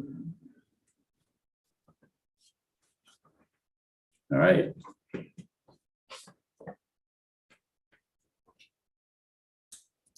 Is there a presentation note on that? Just to, All right. it should show this. I'm sure there might be. I don't know if there is a PDF. Yeah, probably not. I don't know. Meaning just so the screen is taken up. Yeah, Stop sharing it. pardon? If you, do you want it in It's presentation? a PDF though, yeah. Stop sharing. Look it up. All right, stop sharing. See if you can stop sharing. You don't have the slide. Did you have to make it a PDF? That's how it came through, because it was a big file.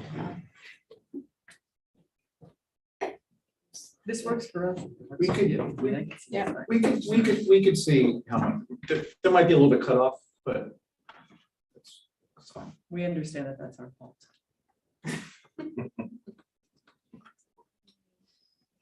Nah, I can't help you. I wish I could. Hi. It's full screen on the Zoom, right? Hey. There we go. All right. So you just have to use your down arrow. But we'll go back. Okay. All right. I think I've got this now. Okay. Next slide. Next slide. All right. Thank you both apply for the text workshop. We said no. Hillary. I know. So are we on? You're on, and if you want to just introduce yourselves. Okay. and- Sure, thank you. Good evening. Thank you for the water, and thank you for inviting us to meet you. My name is Louis Torado. I'm president of Torado Architects. With me is Mike Bales. He is the principal at Antinosi Associates, and we'll get to hear about both our firms. The slideshow is longer than 10 minutes, so we're going to skip over some of it, if you don't mind. And what we like to do is focus on our experience and work product that relates to your project and then talk about your project. Next, please. Next. So Toronto Architects, I've been in business on my own since 1996. My previous partner designed your town across the street. So we go back a long time in relationship with Coventry. Our firm specializes on K through 12 facilities. We have done more school projects in Rhode Island than any other in-state or out-of-state firm. We have done over 20 stage 2. We had the pleasure to work with Coventry back in 2013, 2014. Mr. Bill Finnegan was the chairman of the building committee. We encourage you to talk to him. I think that he can attest to the quality services that we provide. Our office is on MBE, a Minority Business Enterprise Certified. That helps with the meeting of the minority participation for the overall project. And our staff is made up of 14 people, all with a lot of experience in schools. And very dynamic and eager to work on the project. Yeah, if you could go to the next slide. I know Lewis has a couple of people that are listed here. These are the key players. So I don't know if you want to talk about those. Yeah, I trying to cut it short. Robert Stack is our vice president, Syracuse graduate, Columbia University masters. Next, please. So I'll talk a little bit about ourselves and the fact that we've teamed up with Toronto Architects. We've been in business since 1956. So we have over 65 years of experience in K-12, the K-12 market, largely in Connecticut. We've recently teamed with Toronto. You'll hear a little bit more about that and the roles. Actually, if you go to the next slide, a lot of this information is actually in your in the proposal that we sent to you. As it's about to shut down, but that's okay. I can keep going. So the people that are the key people that are on the team. I'm principal and president of the firm. There's been a recent transition in the office. So just all due transparency, Paul Antonazzi retired. Myself and Paul, Michael Sasso and Paul Lisi are the three partners now. Michael Sasso has been working on school projects since he joined the firm. He will be probably, and in fact, he will not probably be, he will be the key contact from our office. I usually represent on the leadership side as president, but also as a Rhode Island licensed architect as well. So I am on the team. Another person you would see a lot of is Patty McKeon.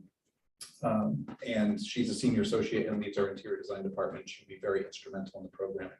You can go to the next slide. I'll talk very briefly about the consultant team. We have a load of consultants. They're all, the profiles are in the proposal we provided you. All of these have either worked with us, have worked with Toronto, or have worked with RIDE extensively. So they're very familiar with the process. And more information is in the proposal. You can go to the next slide. Lewis, you want to talk about the roles that we each play? Sure, but first, if I could just touch about why team up with someone. We believe that we all need to succeed together. We would never take a chance at that not happening. So we teamed up with Antonazzi because not only do they have the latest in design, 21st century design principles, but also they have the horsepower to ensure challenging deadlines are met. We have worked together on a $90 million integrated school in Pawtucket, elementary school on special needs children. And it was a wonderful experience. It was as if we were one firm. So we worked together really, really well. I will be the project director. My responsibility includes the seamless integration of all the consultants into one consistent package that meets all the deadlines and budgets. Both firms will be involved in the design process. Antinosi will take the lead in the production of your stage 2. And then, again, I don't want to talk a lot about stage 3, but basically in stage 3, we focusing on construction administration, boots on the ground, and both firms participate in the overall process. I'll just add very quickly in the community public engagement. The same principles go forward with both of our firms. Toronto Architects will be the lead in terms of, as Melissa just said, the boots on the ground being the local firm, knowing the Rhode Island market, knowing the Rhode Island school systems, knowing RIDE, knowing the communities. We would be the support to that. We have obviously numerous people that can work on presentations and the technical background to be able to do that. But we would also lead the presentations that have to do with any approvals. So when it comes to the neighborhood and community presentations, that would be Toronto, largely because of the local involvement. And then our presentations, we would be leading the town approvals and leading with Coventry and with the building committee.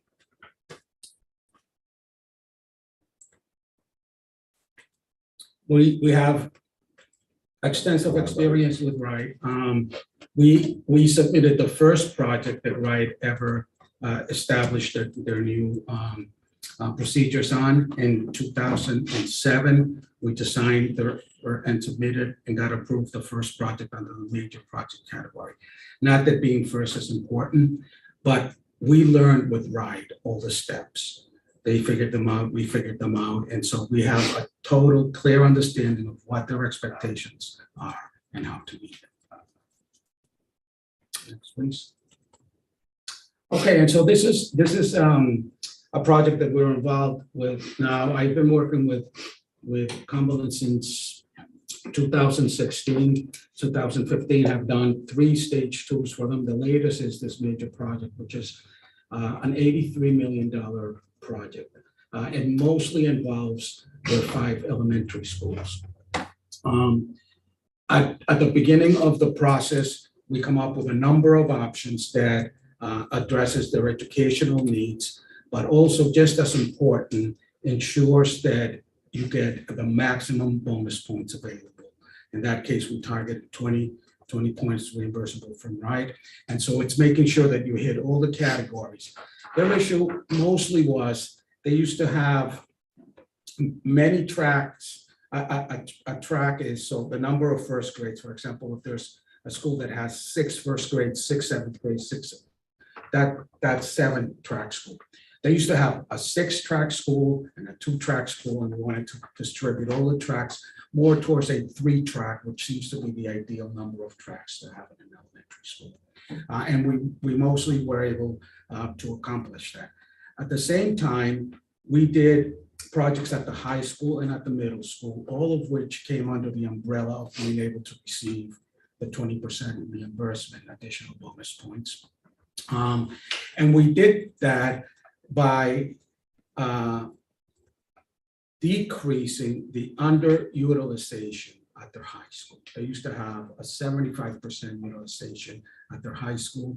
Through the design, we were able to make that more within RIDE's regulations, so that we were able to get all the bonus points. And I understand that is a similar situation that you have. The capacities of your schools, and I'm just going to save that for later on to talk about the project and some of these specifics. But it's been a wonderful project. Every elementary school except one is receiving additions. We're creating a new pre-K early childhood center, and so it's been very successful. Where this summer will be the 3rd project of a 5-year program. Then we've been involved in Pawtucket since also 2015. Pawtucket has taken the approach of doing both like new renovations to their schools and also building new schools.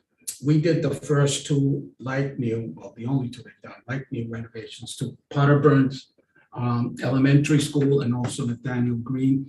They became the model for the state for like new renovations to a school. Both are historic buildings, both are that we got and total renovations of the school. Done at about a third of what a new building would cost. And we're currently involved in a new elementary school for Pawtucket, the Elizabeth Baldwin Elementary School, and 800 student school, all seems like a lot of students, but all separated in their own cohorts with their own learning commons, with their own plan rooms. And so it's subdivided, and we're very excited about this project. So we have experience in both categories.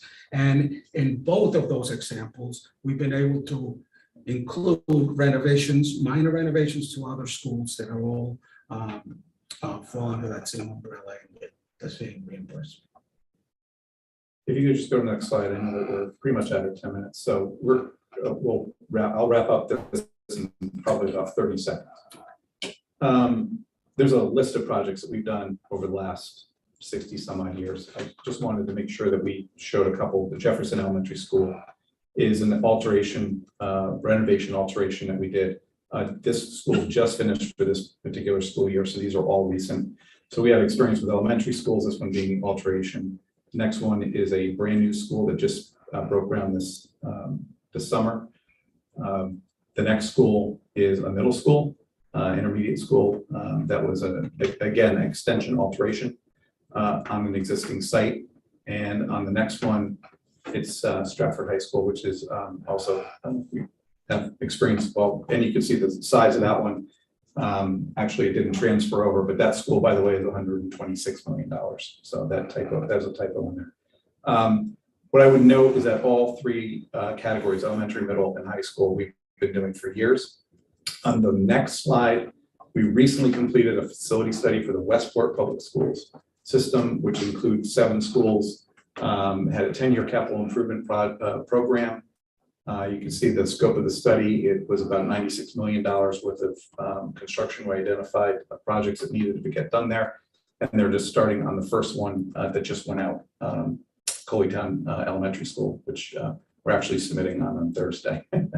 So they are actually actively working on that program for capital improvements. So we just wanted to show the projects we have and the amount of technical design experience that we bring to the table. So if you go to the next slide, it's design process. You don't have to go in further. What I was thinking is that we have some slides on design process and some of the things we would want to be concerned about as we go forward, and also some quality control slides. I think these can be saved for Q&A, but I also would offer that tomorrow.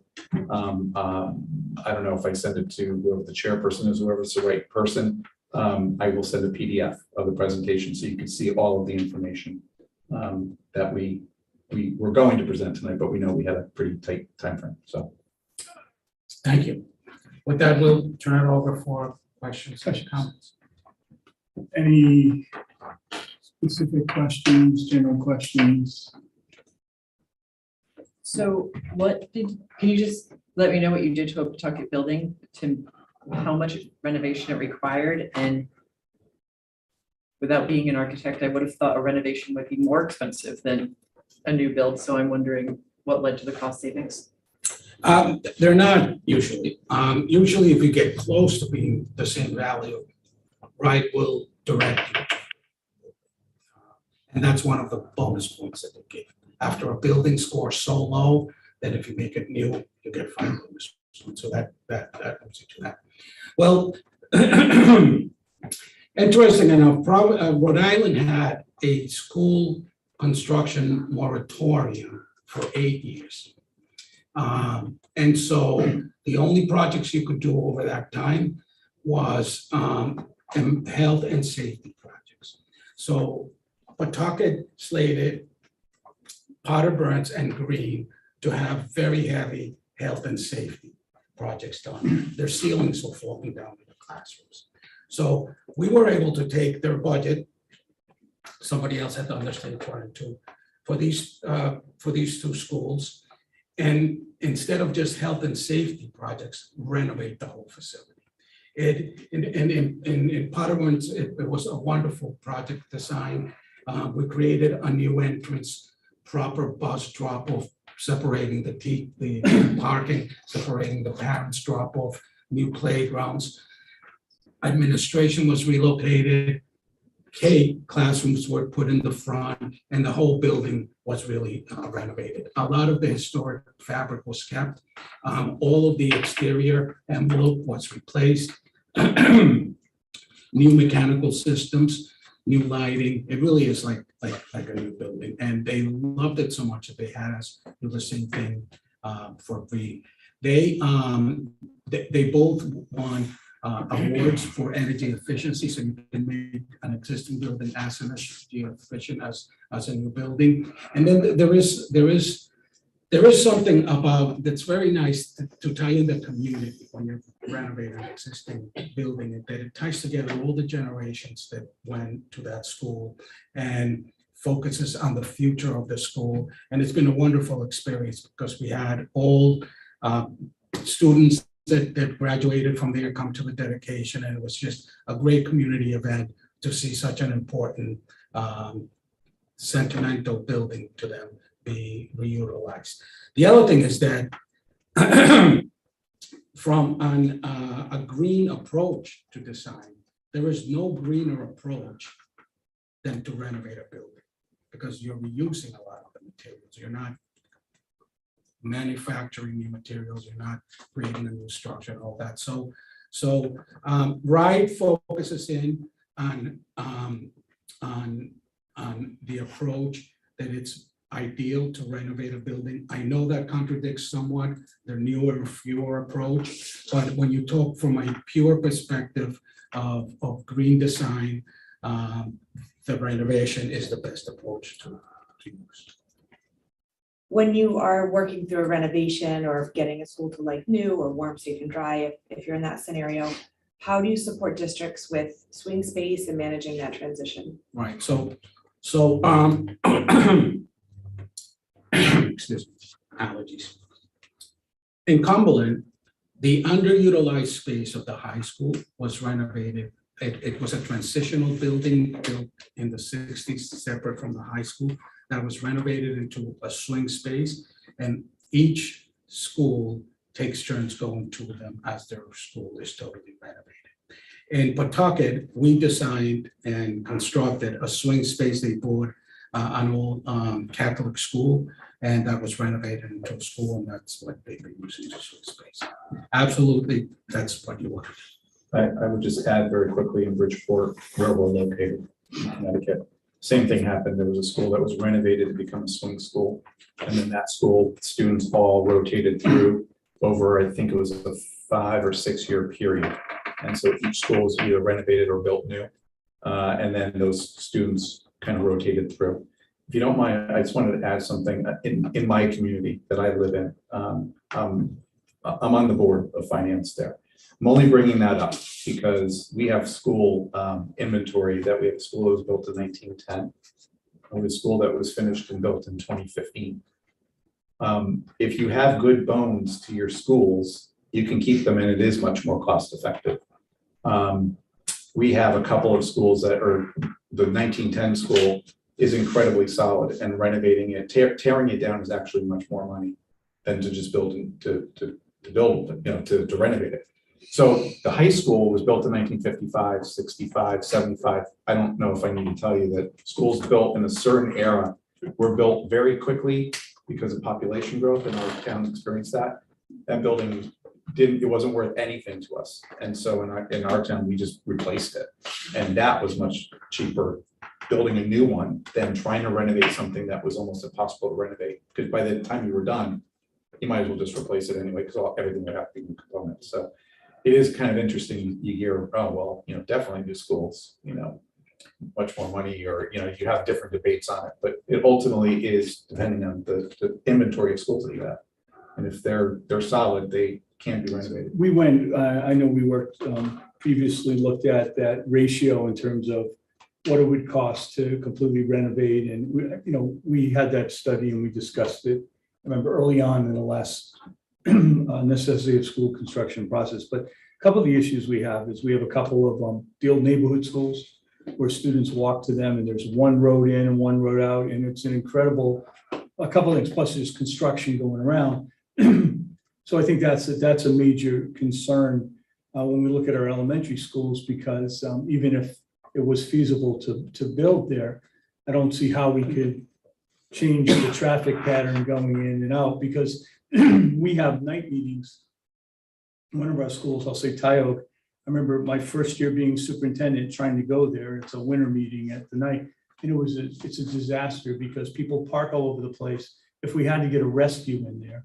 And the same thing happens when we have just drop off and pick up. So those are some additional concerns that we need to take into consideration. It's not just the structure of the building, but it's those neighborhood designs and I think it's, again, my opinion is that they were great when kids would walk to school and, but with the amount of cars on the road and the traffic patterns are just, they're very challenging, and safety is a big issue with that. So just, lay of some of our land. There's two particular slides, and I just realized, by the way, you have the PDF. I gave it to you, so you have it, Right. so you I can was share with thinking everybody. you sent it to. So I don't have to do that now, so I'm off the hook. We'll let Craig. But I have the PDF. There's two slides though in there that talk about renovations. And I think the two things that we wanted to make sure, whether it came out in that or in the Q&A, was on the renovations, we had two particular considerations. Phasing is incredibly important on all these projects, how you phase them, which goes to the whole swing space issue. The other issues, there's 4 particular items that come up, and one of them, you were talking about neighborhoods, pride. In a lot of communities, these schools are the pride of their community. You hear about high schools being the flagship of which is incredibly true when you have one high school. But when you have neighborhoods that revolve around a community school, building a new one and having everyone, having all the kids go somewhere else can really, in a lot of cases, can devastate the pride of the community. So it's really important to get that, get that input from the neighborhoods. And so we want to make sure that, when we talk about renovations, it's important to note how that's going to affect the entire community. And phasing is also very important because to qualify for the 20 additional points, it must be in every phase of the project, or else that phase doesn't qualify. So mixing the work together to make sure that you get the 20 right through the project is important. Any other questions? So I'll make sure that we distribute the PDF to everybody, but just so you know the process, we're interviewing all the individuals that bid on this potential project tonight, and we're going to have a school building committee meeting next Tuesday, and the plan is that the school building committee members will review not just tonight's presentations, but also the proposals and use the rubric that was part of our proposal. And the goal is for the school building committee to make a recommendation that will go before the town council on the 26th of September. So that's our aggressive plan. I just want to thank you for coming out. We know it's short notice, and No, thank really you. appreciate you coming out. And if you don't mind, could I have like 3 minutes? I'll give you like 2 minutes and 59 seconds. So, just to talk a little bit about your project and what our roles are. Our main task is to provide you with crystal clear information for you to be able to make some very big decisions that you need to make. The first thing that we will do is try to get a handle on a clear understanding on what the capacity of your existing buildings are. There's information all over the place, and this we got from Wright's website. I'll give you one point of information. At Blackrock, they have the model capacity as 223 students. That's the ideal size number of students that you should have in that building. They have the lead capacity, the capacity that the school department submitted as their capacity for that school at 472 students. You have the functional capacity, which is functional capacity is actually counting of each classroom, assigning the maximum number of students per classroom that the teacher contract assigns and coming up with the capacity. And that is at 303 students. But They say that you're underutilizing that building, and your utilization ratio is 88%. So that makes no sense. Your current enrollment is 414. Right is telling you that you should only have 223, but they're telling you that you're underutilizing it. And that's true for every one of your buildings. The necessity to really establish that is critical and important. The other thing to keep in mind, when you go after the educational enhancement, is renovating your buildings to include 21st century learning spaces. That mostly, I'm really nervous about the 59 seconds. I'll try to be faster. It means designing buildings around a cohort, right? Usually a grade. And in that house, including a learning commons, which is kind of like the family room of the house, right? Interaction happens, collaboration, team planning, all that happens in there. To get that accomplished, you can only get those spaces from classrooms. So automatically, to introduce 21st century education, your capacity is reduced. So these are all big issues that you're going to have to receive clear information, precise information on it. And then the next one is, look, we know how controversial some of these things can be.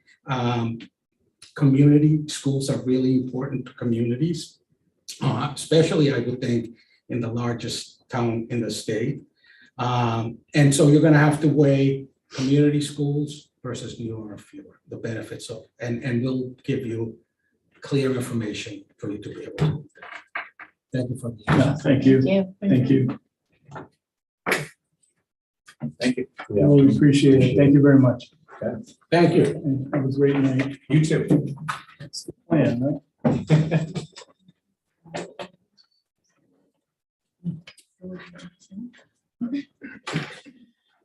Right, did I hear we were the last? Yes. It's all good. Long night. It's all good. Thank you very much. Appreciate it. Yep. I didn't think she was.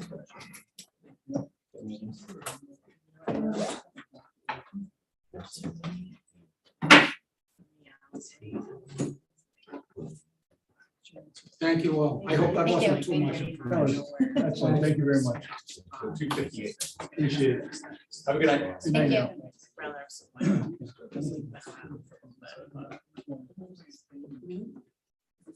So I